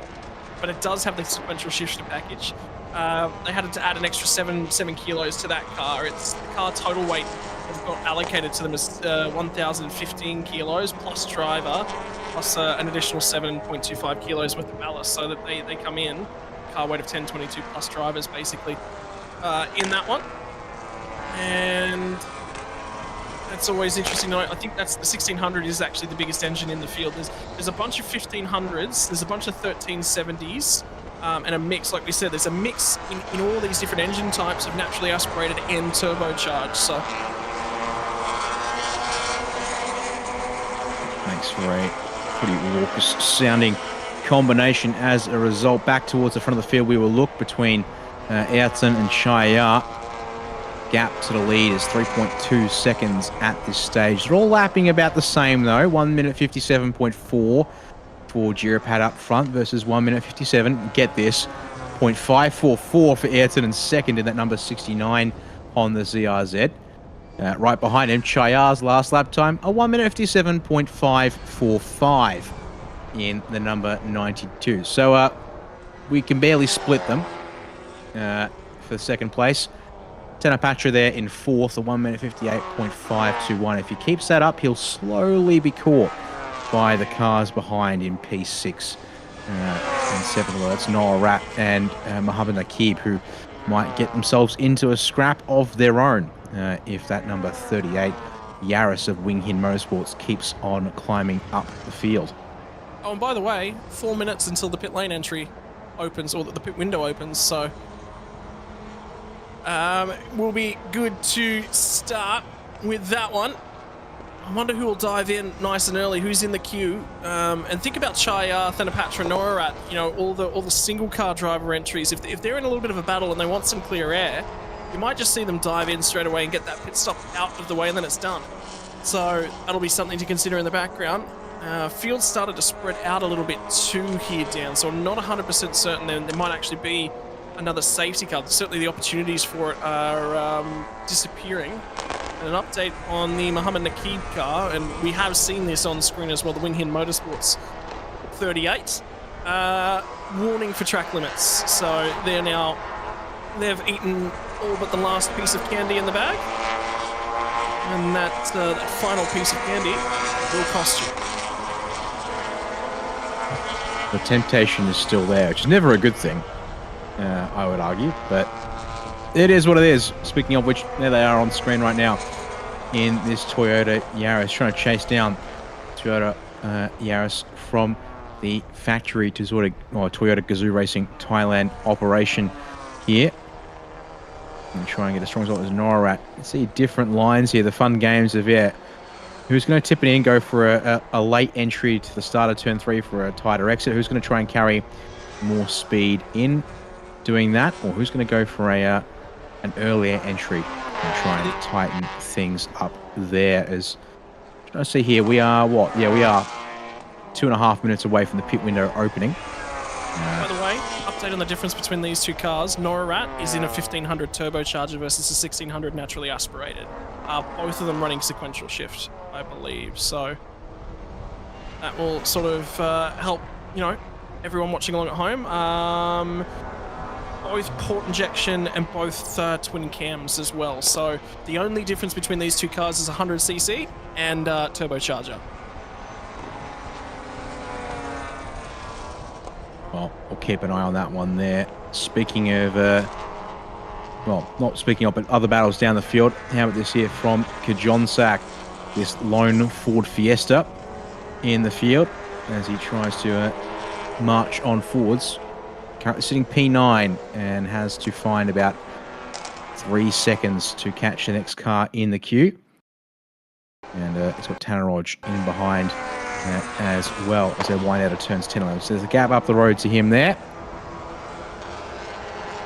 As they work our way down into turn 12 once again. The current lap times they're doing might be before the end of this next lap for the race. They're definitely before the end of this next lap for these cars here in the mid-pack, Scott. But the pit lane will open for the compulsory pit stop. Only a 10-minute window that they have to get it done.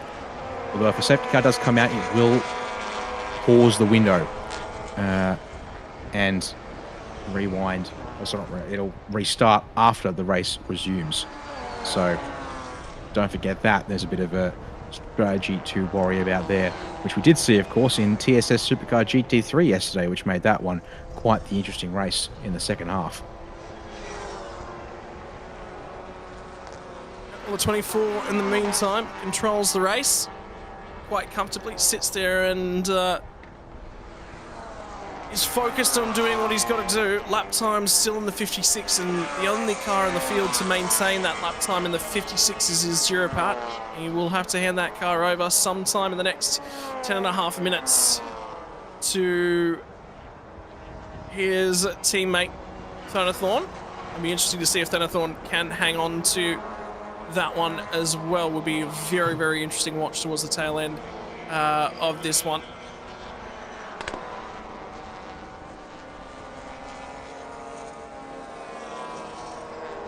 Yeah, she's going to find that document again about the pit stop compensation time. So there you go, only about 7 or 8 seconds short as pick up the 23. Tanchanok behind the wheel of the second of the Toyota Gazoo Racing Thailand cars. And yeah, that has taken a knock as there we go.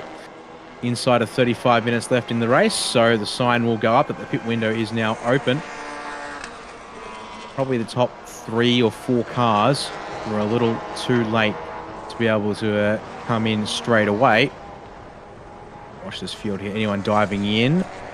Yes, there you go. So 14 Tanneroj and 23 of Tanchanok. They're going to come in. So I believe they're our first 2 cars. No, first 3 because they've actually caught up with the CRZ slow on the pit entry.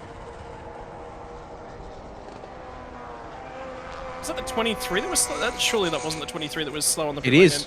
It is the 23. No, not 23. That's the it's the 88 of Hitaharu. No, it was the 23. Decent. Yeah, but they catch the 88 here is what's happened.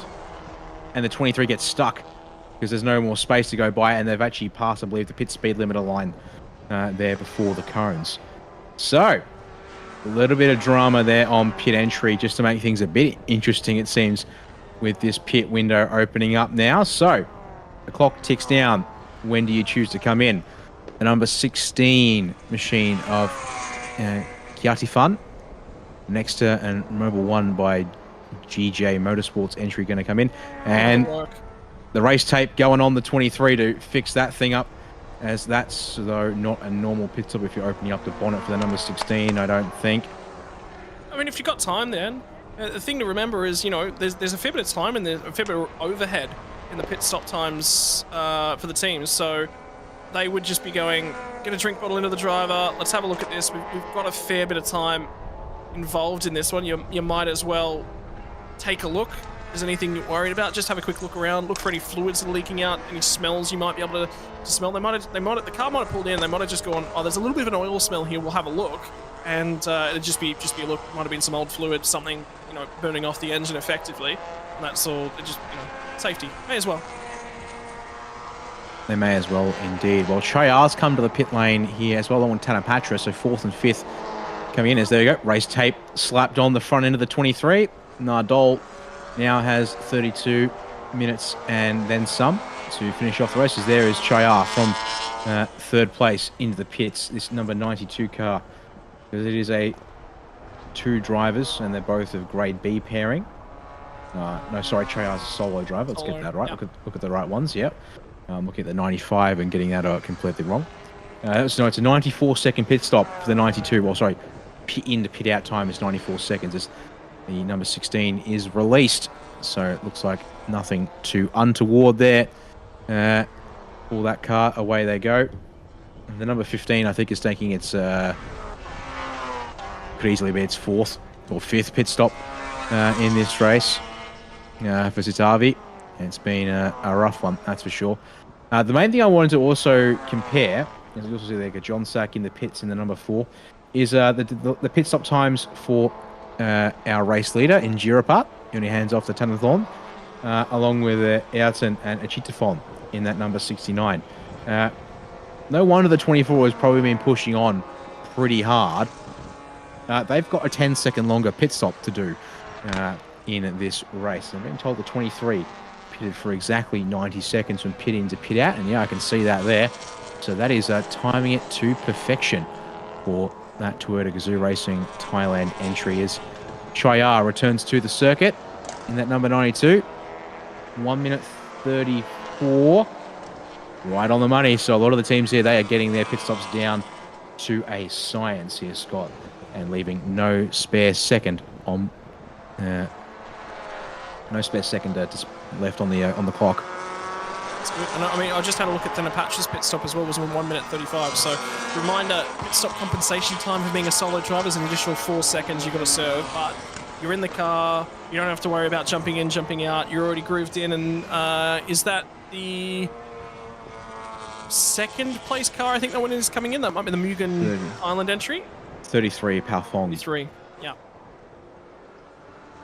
Satavi will return to the track once again in the Idemitsu Racing Team Thailand Honda City as the driver change underway for the 33. So Palfong out of the car and 2 up on getting in that machine here. The Alpha Factory Racing Team by Pulsar entries. So see how they slide. See, the main thing will be, I'm expecting a change for the race lead between Girapat and Ayrton when they come in and change drivers. It should be Achitafon in front of Tanathorn by, well, only about 4 seconds or less now, maybe 3 seconds.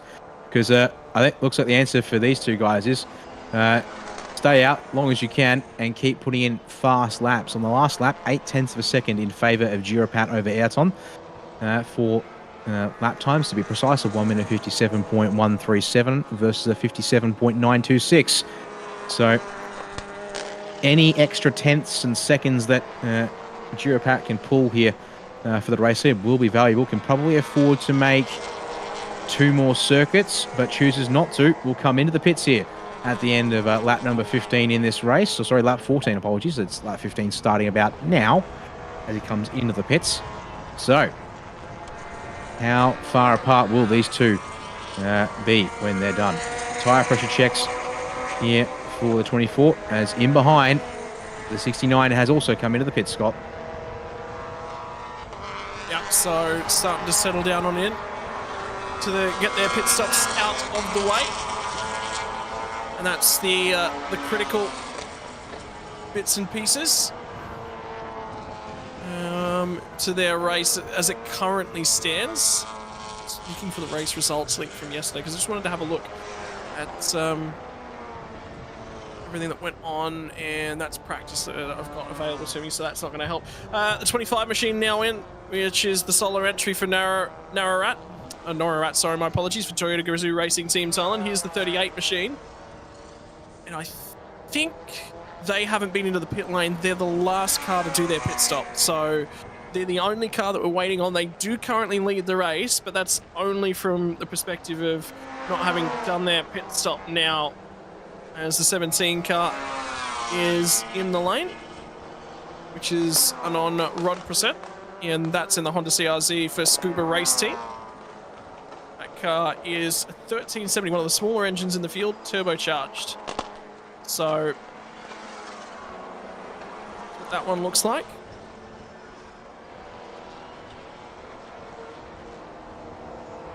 A bit of discussions going on and around, and head shaking at that garage as well.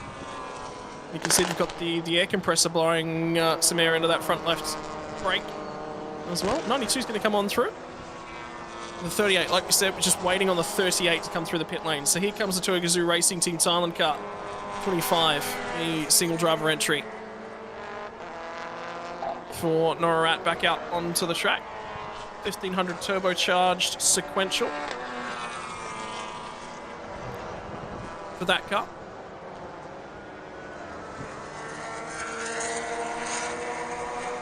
Meanwhile, over at pit entry, Mohammed Akib will finally relinquish the number 38, Berta Yaris, to his teammate in Mitchell. So they will be scored as leading a lap in this race for now, though expecting to see cars behind come in. So got to wait to see exactly what the gap is between Tenafon and Achita Fon. Yep, as expected, the number 69 had an 85-second minimum. That's not looking healthy for Kajonsak. Why do I feel like I'm literally seeing something I saw last year, literally a carbon copy even, from December, where this car had a moment and had to pull over? It didn't finish the race yesterday, did it?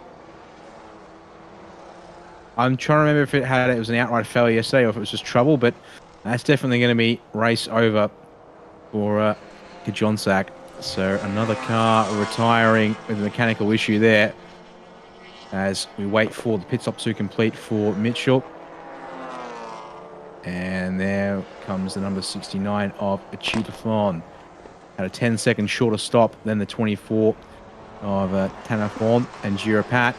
So we wait to see as the lap times update. That is the gap there on the road. So I think that is about, according to our timing, 9 seconds, although it's relative also to the 38, which is still in the pits.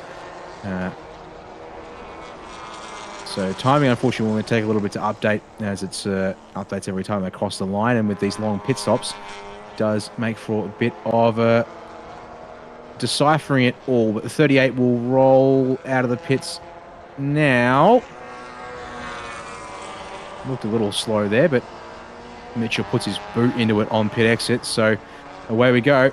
And there we are, 10 minutes later, the pit window will close here at Chang International Circuit. Everyone has a pit stop to their name, for those that are still running at least. Which means we can carry on, and it should now indeed be Achita Fon leading the race from Tenathorn. Mitchell here, I think, has come out in third.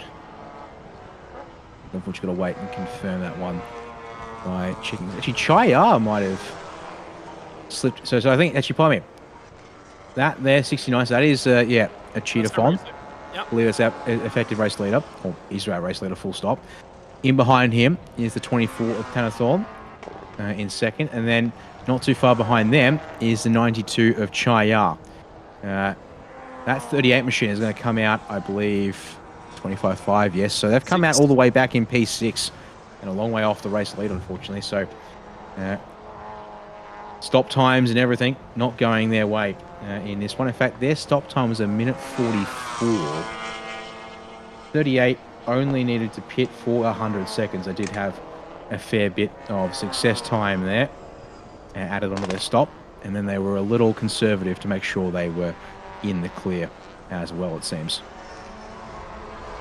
Yeah, so it's now coming to us, and I just got a message displayed that they're having a look at the pit lane time, and I do actually see a 1:29 actually on the board for the 33 entry, which is Falfong and Fuapon. Fuapon net behind the wheel. Falfong started that car, the Alpha Factory Racing team by Pulsar, and their pit lane transit time, 1:29, Dan. What were we saying? 90 seconds minimum? They're 1 second under. 1 second under is going to be met with a stop and go for 1 second to clear that one out. So that is a costly error for the drivers and team at number 33. And to think maybe if you're just 1 second slower through the lane, that wouldn't have been an issue. Unfortunately, it is. So your order now corrects as everyone crosses the start-finish line to get us up there, but it is indeed a Cheetahphone leading the race in that number 69, the Mugen Thailand Singer RPM by Insane Motorsport entry. They do make the team names a bit of a mouthful with all of the sponsors sometimes that are on these things. And then, of course, don't forget we do have the team names that are also in Thai as well, which we can't actually therefore decipher at this stage. Definitely might have to put trying to learn Thai on the to-do list, but might have to put that down for second half of this year, not what remains of this first half of the year. That looks a little slow from a Cheetahphone. Could just be concerned, but you're right. There's no gas up. He's not driving at the exit. There's an issue with that car.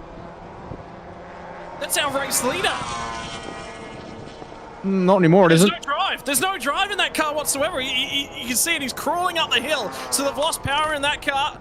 Now here it comes. So Thanathorn now becomes your race leader from Chaya. We're going to have a battle for the race win because the 92 machine is coming. And we'll look up, and then there's going to be a battle on for what now becomes P3, which would be Norat. And Thanapatra just went through the front of that shot. So it does have some drive.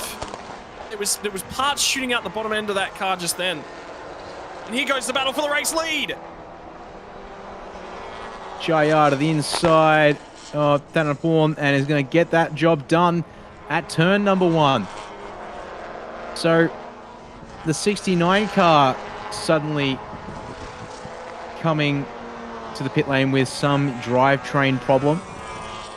And also Thanathorn had a lap time of a 2-minute 1.9 last lap. He lost 4 seconds for some reason that we can't quite pin down to the 92 of Chaya.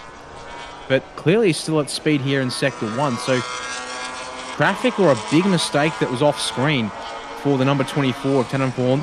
So time for us to, I guess, see here how this race plays out now, because we've got 20 and a half minutes plus a whole nother lap on top of that.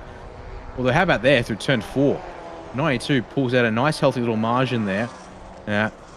Higher speed cornering, perhaps an advantage in the hands of Chaya at this stage of the race. And then we've got this here between, as I said, Norat and Thanapatra for second or third place, sorry, is nose to tail scrap as well.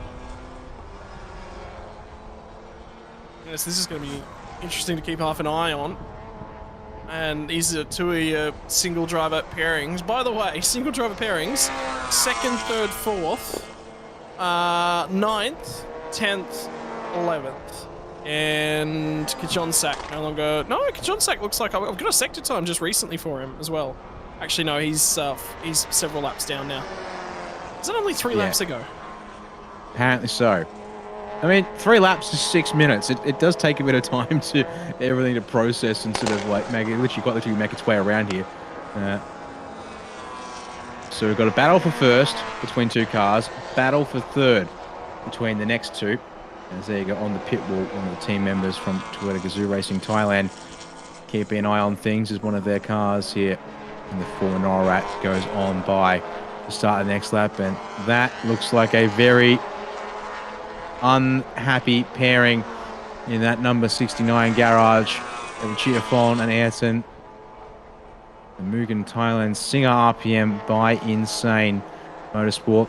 Looks like they are not coming back out, and indeed, timing says the number 33 is also in the pits, and the message from race control, they indeed have themselves that 1 second stop and go penalty for being short on their compulsory pit stop, which is going to send them a ways down the order, and definitely a big old slap on the wrist. I like the fact that we can look into those pit stops ourselves instead of just waiting for race control update.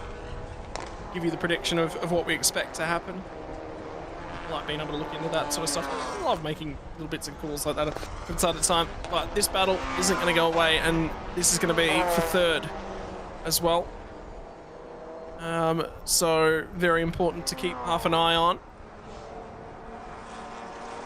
In the meantime, though, what does the battle for the lead look like? Well, Thanathorn just ran a 2:01, so for Thanathorn, he's not too far down the road. These two might actually end up catching him in the tail end of the race. We've got 18 minutes just ticked off the clock now, so we're going to see about nine more laps. Oh no, that's no. Thanathorn in the background. The 24 is leaking something out the rear of the car.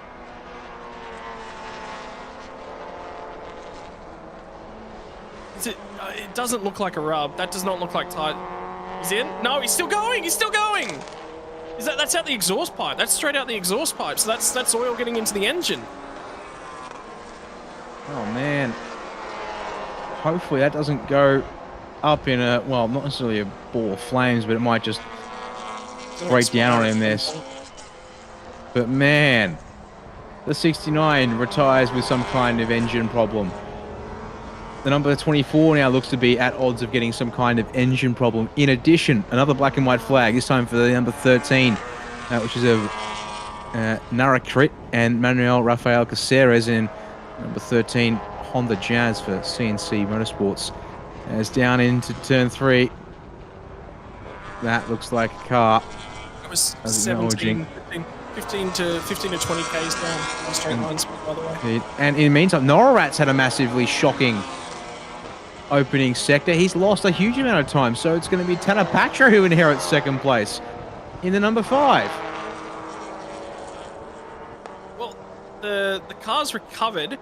The amount of smoke coming out of the exhaust pipes of the 24 machine has stopped, but down to the inside, Tanapatra, and straight on by. That didn't take very long at all. Baby Boss Garage entry moves from second back to third. And it's not quite done yet because I think he's going to fall off the podium by the time we get down here. And an update on Thanapatra has just been warned for track limits, by the way, as well. And the 5 and 25 were extremely wide at turn 1 on the most recent lap. So I'm not surprised both of them have been warned. Well, let's try and... So this looks actually... So this was the end of the last lap. This is why... So this was Tanapatra getting in front of... Oh, that's actually off the track pretty much completely for Norat. So a little greedy there, but also ended up being quite slow. And so that's what allowed Tanapatra through to second in the first place. And then is that where he lost all his time? Because all of a sudden he looked like he was fairly close at turn 1. And by the time I got into turn 3, absolutely nowhere near each other in the grand process, I think. So yeah, that was the end of lap number 19. Now back to live pictures on lap 21 as, yeah, we go, 24 is in as they have a look at this and try and make sense of where it's gone wrong for Thanathorn. Now I'm going to give it a crack, it seems, of getting this car tweaked and back out there, but he had, yeah, no engine power left in that thing, it seems so. Yeah, so by the way, just have a look at the velocities down at the timing line down at the end of Sector 1, and Norat's dropping time. I wonder whether or not they might be engine managing that car. Would be my consideration. They're 5 to 6 seconds up the road at the timing line from the 24 car, but that's obviously in the pit lane. So they were actually about 15 seconds ahead of the next place car, which is the Mitchell Mohammed Nakib entry for Wing Hin Motorsports. So an opportunity for that team to just go, we've got 15 seconds here, we've got 15 minutes, we can lose a second a minute, let's just manage some temperatures on this engine if there is a drama now. That's not a bad thing to do. And good thing for them is Nardole cutting his way past Mitchell, although not done just yet at turn 6. A little bit of contact in the rear quarter of the Wing King 38 as the Kazoo Racing Thailand, and both of them just blow past the limits at turn 7 in an effort to get the fight going. But this might just give them, as you said, if Norat is indeed now managing the 25, this is exactly what is needed in terms for him to make his life easier. A bit of fighting in behind that'll slow these two down and give them more time to lose on the straights. I've just seen a message come through for the 69 entry, 17 and the 38. The 38's on your screen at the moment. It's for their team managers actually to report to race control after the race, which is an interesting one to add into things because the 69's obviously had issues throughout there. I'm wondering whether or not it's for that vent on the 38 machine. If you just see the front end of it, have a look at the left-hand side, this front left window. There's actually a hose dangling out of the window. Now, it is firmly strapped to the car. It hasn't flapped around. It hasn't seemed to move at all throughout things. But I do question whether or not that's allowed. Normally, you're allowed to have a vent in the window. But, yeah, that's an interesting application of it. And, well, the 23 machine with Nardole behind the wheel certainly not lost all of its straight line performance. Does get back by Mitchell. So this one's going to continue to go on. And Toyota Gazoo Racing Team Thailand might end up with one car third, one car fourth. They might indeed. Mitchell tried to hang it up around the inside, but couldn't make the move stick. We'll fall back in behind for 5th place now between these two. I also want to actually note, having a look at some of these top speed at the speed trap readings here at this circuit. Although, say Mitchell gave it up at turn 3. Does not want to give it up at turn 5. Straight back up the inside at the first opportunity there for that 38 Wing Hin Motorsports Toyota Yaris. Now, if Norright's being advised of the situation, he is saying, yes, please, guys, give me some more of this. I need you to keep doing that. You touched on the fact that Norrat's Yaris, that number 25, is definitely down on top speed. I should note that everyone of our cars at the front of the field is also quite a bit down on top speed. They were doing over 200 kilometers an hour, just almost 126 mile an hour at the speed trap. That was some of the best speeds recorded today. But now they're down around 195 kilometers an hour or less, which for those not so inclined, it could be, because yeah, it's a drop. So to 195k an hour, that's down to about 121 miles an hour.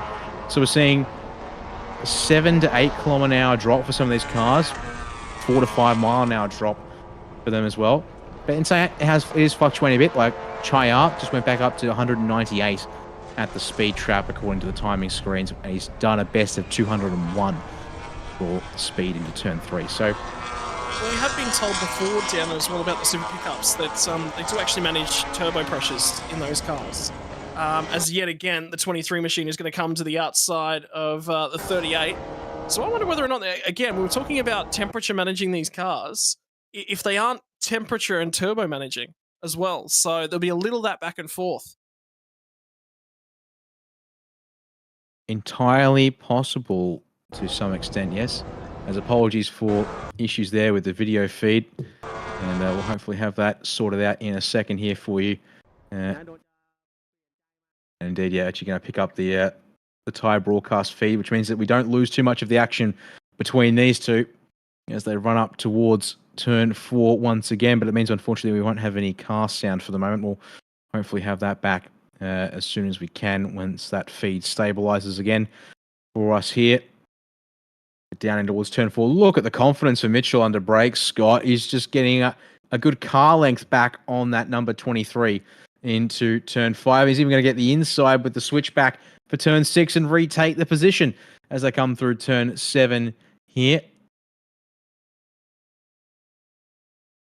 Yeah, so this one's not going to resolve itself. This one's going to go down to the line. Oh, and by the way, we've got 9.5 minutes worth of racing left to go. 23 laps already on the board for the front half of the field too. So these guys, when they come up past the start-finish line, will chalk up 23 laps completed. You can just see how much that Toyota Altis is drifting wide off the corners, trying to carry speed. Not that there was a whole bunch of front downforce generated by those splitters, but I could get the feeling that the driver would be feeling that wobbling of that front right corner of that car. And the 24 car has also just been asked to go see the stewards. So that could be oil related, actually, as well. The 38 car, I think is definitely for the vent. But if you have a look at all the other cars, they've all had oil coming out of the rear end of those cars have been requested to go see the stewards. So I'm wondering whether or not it's the stewards saying, hey, next time get off the track a little bit quicker and potentially prevent that fluid from getting down as well. Could be, we're speculating. All we're doing is speculating. We'll never find out what that's about. But interesting to note. Could be pit lane breaches too, with the amount of people in the lane. It could be indeed. Well, whilst we've been talking about all those things, there actually was another message from Race Control, and it actually comes up on screen right now for us here. The number 13 machine of Nara Crit and Manuel Rafael Caceres has been given a 5-second time penalty for continuing to exceed track limits. Unfortunately, they're down in P9 at this stage, though. They look to be one of our last drivers running on the lead lap or thereabouts, so they might be relatively safe from losing positions. As check in with the 25 of Noah Rat sitting in third place as they round turns 8 and 9 here at this stage. And then we've still got this scrap for fourth as Mitchell back in front of Nardole. Lap times now above the 2-minute marker, so they are all starting to slow down and or manage the car, whatever it may be. As we watch here, a little wide for Nardole through turn 9. See here if he can catch up, keep the pressure on. Clearly wants this P4 spot. And looks a little better through turn 11 there, Scott. And going to look for it here. Maybe. No. But then, yes, again, at turn 12, goes for the inside as the gap is open. Well, the critical factor is if the 23 machine can actually stay in front of the 38 when they get down to turn number 1, he's got that whole straightaway to actually try and pull a margin away. So the fact that he's gone for that move is actually quite critical to their race. And the 38 is going to hang out and around the outside. Try to stay on. Does carry a little bit more momentum, so pulls alongside again. 38's best opportunity is probably just to stay as close as he possibly can. He's got to try and get the run off of turn 3 and get him back down into turn 5 yet again. They're going to continue to swap places back and forth and back and forth and back and forth, I think, all the way to the end of this race. That's just how close they're going to be the whole way. And he's reasonably close. So Mitchell's done a phenomenal job of getting off turn 1, holding the momentum. Still reasonably close right there as well. So again, going to be close-ish. But if he doesn't get the job done, I think by the time they hit turn 7, then that 23 car with Nardole behind the wheel is just going to pull clear. Guess we'll find out how it works out here. Into turn 4 they'll come. And gap of about 5 or 6 car lengths there for the 23. So it looks good on this particular lap to keep it. So you can see there now is that there for the gap from the leader through on back to 12 seconds now between Chayar and Tanapatra. He's absolutely dropped the number 5 machine in this race. And the gap was then 17 odd seconds there back from the leader back to Noah Rat in third. And continuing on here once again is up through turn 9 for these two. In the meantime, they will go.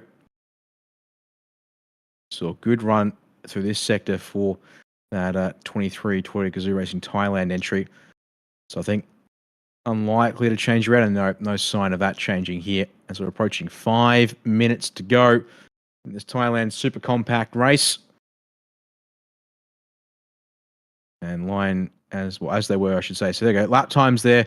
And last time they went around. So 2:0 for Chayar in the lead, 2:2 for Tanapatra in second, 2:8 for Noah Rat in third, another 2:2 for Nardole in fourth. And Mitchell seems to not quite have the pace at this stage. It was a 2:01.4 for the 38 Wing Hin Motorsport Toyota Yaris in P5 for this one now, Scott. So might have to see a change of fortune late on for things to change there between these two cars. Don't say that. I'm just gonna have to. Something's gonna have to change. Toyota Gazoo Racing Team Thailand. If that 23 starts belching smoke from the rear end, I will send you Dan Yeaman's address so you can send the bill there. Hey, you said it, not me. I just made it. I just said ifs, buts, and maybes. You're the one who actually decided to define it. So maybe I should try and fire your address back instead. Neither of us can afford a race car. What are we doing to ourselves? As a part of the coverage this weekend, we will not be stepping behind the wheel of any of these cars. Geography might also have a bit of an ant. Yeah, maybe I'll solve that problem for us too. So, being a good couple thousand kilometers away from the racetrack does make your life a little easier. As the Chayar, 3.5 minutes. So it'll be this lap. It'll be 3 laps to go here at this stage because they will get this lap done then another lap done, and then time will run out and they'll get one more lap. So that's how we're looking. Now that was a little closer. In fact, look at that there from Chayar, 2:01.1 versus a 2:03. Okay, gap is still plenty big enough for Tenapatra, and Norarat also keeping up with P2 pace, but did lose a bit of time there on that one. I mean, saying that, he's got a gap of 11.5 seconds. He can probably afford to just bring it home at this stage. However, he sees fit as another black and white flag, this time for the number 15 of Sitavi, who's been able to get that Idemitsu Racing Team Thailand Honda City out there, and I believe is now the last running car, yes, in P10. We've unfortunately had quite the attrition in this race. In fact, we've had nearly 50% attrition rate, if you can believe it, Scott. It's been rough out there. Oh, I can. I've been seeing all the cars as they carry on. By the way, weather over in Thailand at the moment is in the 39 sort of degree range. But the feels like is above the 40s, and again, Dan mentioned earlier in the coverage, earlier on in the week it was in the 48s. You know, it's been a long weekend for some of these engines, for some of these cars, for some of these teams. See, see that hose there. That's a lot more safe. I do wonder about the 38 car if that will be. You know, everything's sort of mounted internally. There's not really too much extending outside. It's just sort of little bits and pieces to try and feed air into those cars. It's extremely hot. Confirmation of the black and white flag for the 14 car as well. But in the meantime, it's going to be 2 more laps for the number 92. Across the start-finish line here. And then there'll be one more after the lap he starts now.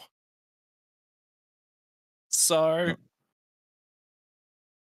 another 2-minute one for Chayar. So definitely taking it easy here because he's lost another second.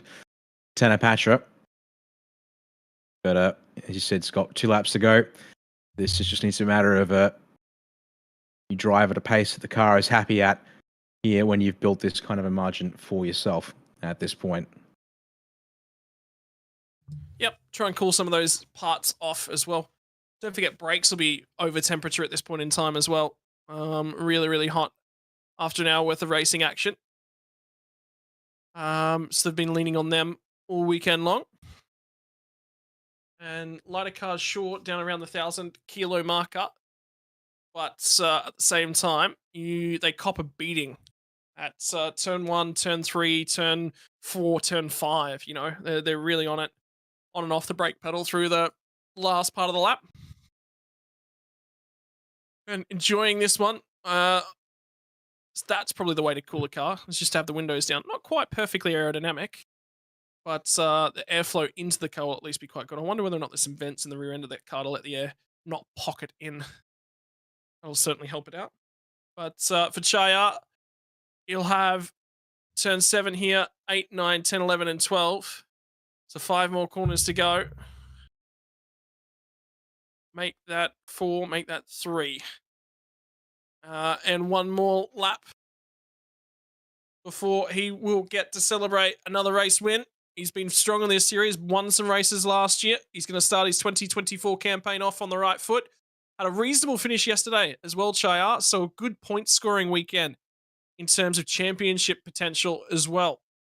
So it'll be interesting to note as they come into the back half of the season later on in the year. Will this be important that he scored points today for Kajonsak? Think about that as well with that car not scoring points across the weekend.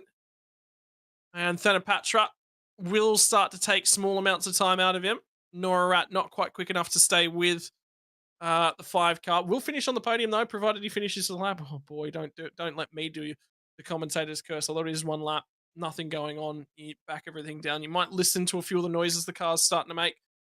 Lap times, by the way, between the 23 machine and the 38 still quite similar, and they're only about 2 seconds apart. So not resolved, and both of them have got to run a reasonable final lap here. Mistakes from the 23 car will allow that position to potentially swap on the final lap. They're not careful. Yep, and as you watch here for Chayar up towards turn 4, I should say. Yep. So ticking off the corners as we go. A half lap left in it, and in fact had picked up the pace once again on that last lap to get back into the 2-minute range. So go through turn 6, then you've just got turn 7 through 12 remaining here. So it's been an excellent drive in this race. Helped that a little bit by compensation times in the pit stops a little bit, but insane and unreliability for other drivers as well and teams. But as much as it's down to the driver, it's also as much as it's down to the team, I should say, to look after their cars. Scott, it's also down to the driver to keep a good pair of hands behind the wheel. That means the car makes it home in one good piece. There's one turn left to go here for our Thailand Super Compact race. Will be Chaya Mungnam, the M&M shot by Nexter Honda CRZ to take the checkered flag in their second race of the season and be your winner here today at the Chang International Circuit. And look at the team up and celebrating that win. Thanapatra is going to come home in P2 and be very, very happy with that. So it'll be Honda CRZ 1-2. Then the two Toyota Gazoo Racing Team Thailand cars are going to come home for P3. The 25 machine, they'll celebrate that one and enjoy that. That is the Toyota Yaris that'll be home first. Then we look deeper in the field. We've got to keep our eyes in the background. Here comes the 23 car. They'll be saying, thank God for race tape, because that's kept the front end on that car, kept them circulating, kept them in P4 for today's race. 38 machine as well. Mohammed Nakib comes across the line as well. So good result for, it's Mitchell behind the wheel of the Wing Hin Motorsports car. Good run for them.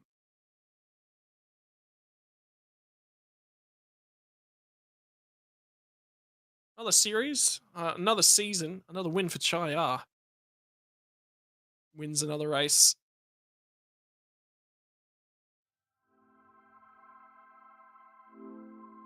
Does indeed. And we'll get our race results on screen here in just a second. Chaya, comfortable race win from Thanapatra and Nora Rat, making it 3 solo drivers to take the podium here in Thailand Super Compact for this race. Nardol and Tenchnok will come home 4th ahead of Mitchell and Mohammed Nakib there in the top 5. As we then scroll through our drivers, unfortunately for those 10th place on, or beyond 10th place, all retiring from this race due to various mechanical issues there, unfortunately. So definitely a rough one out there today, Scott, as they are all finish up next. But it is indeed now time for the lunch break here at the circuit, with hot laps and a pit walk also available to the spectators and fans at the circuit. But then when we return, TSS Supercar GT3 will be our first race back in just over 1 hour's time when they get ready to go racing. So another 60-minute race on the clock, and it is the big boys coming out next here at the Chang International Circuit for this opening weekend of the B-Quik Thailand Super Series here. Thanks to Speed Cafe for having us on to broadcast this English presentation. Scott, any closing words before we take our break here? Just hope the fans over at the track enjoy the lunch break and get out there, get amongst the teams, go and stick your head in some of these garages and really, really enjoy it. It's all about the fan engagement, fan atmosphere. And to everyone watching along at home, we'll get you the link for this afternoon's stream. Sit back, relax, go catch up on the Formula One racing action over the night. I've got some housework to try and do in between the break to make sure my wife comes home happy tonight. So yeah, that's what I'll be doing for my lunch break. Sounds like a plan indeed. Well, indeed, let's grab those links even now, I think, between us as soon as we can here, because indeed there will be a part 2 stream for this afternoon. And indeed, it is GT3 cars that will be up next, and then GTM and GT4 afterwards. Close out the day with Thailand Super Pickup Division 1 and Division 2. So thanks for watching with us here this morning, guys. And there we go. The stream link is in the chat. Hope you've enjoyed all the action here with our Thailand Super Eco, TSS Supercar GTC, and Thailand Super Compact. But now halfway there, halfway to go here at the Chang International Circuit.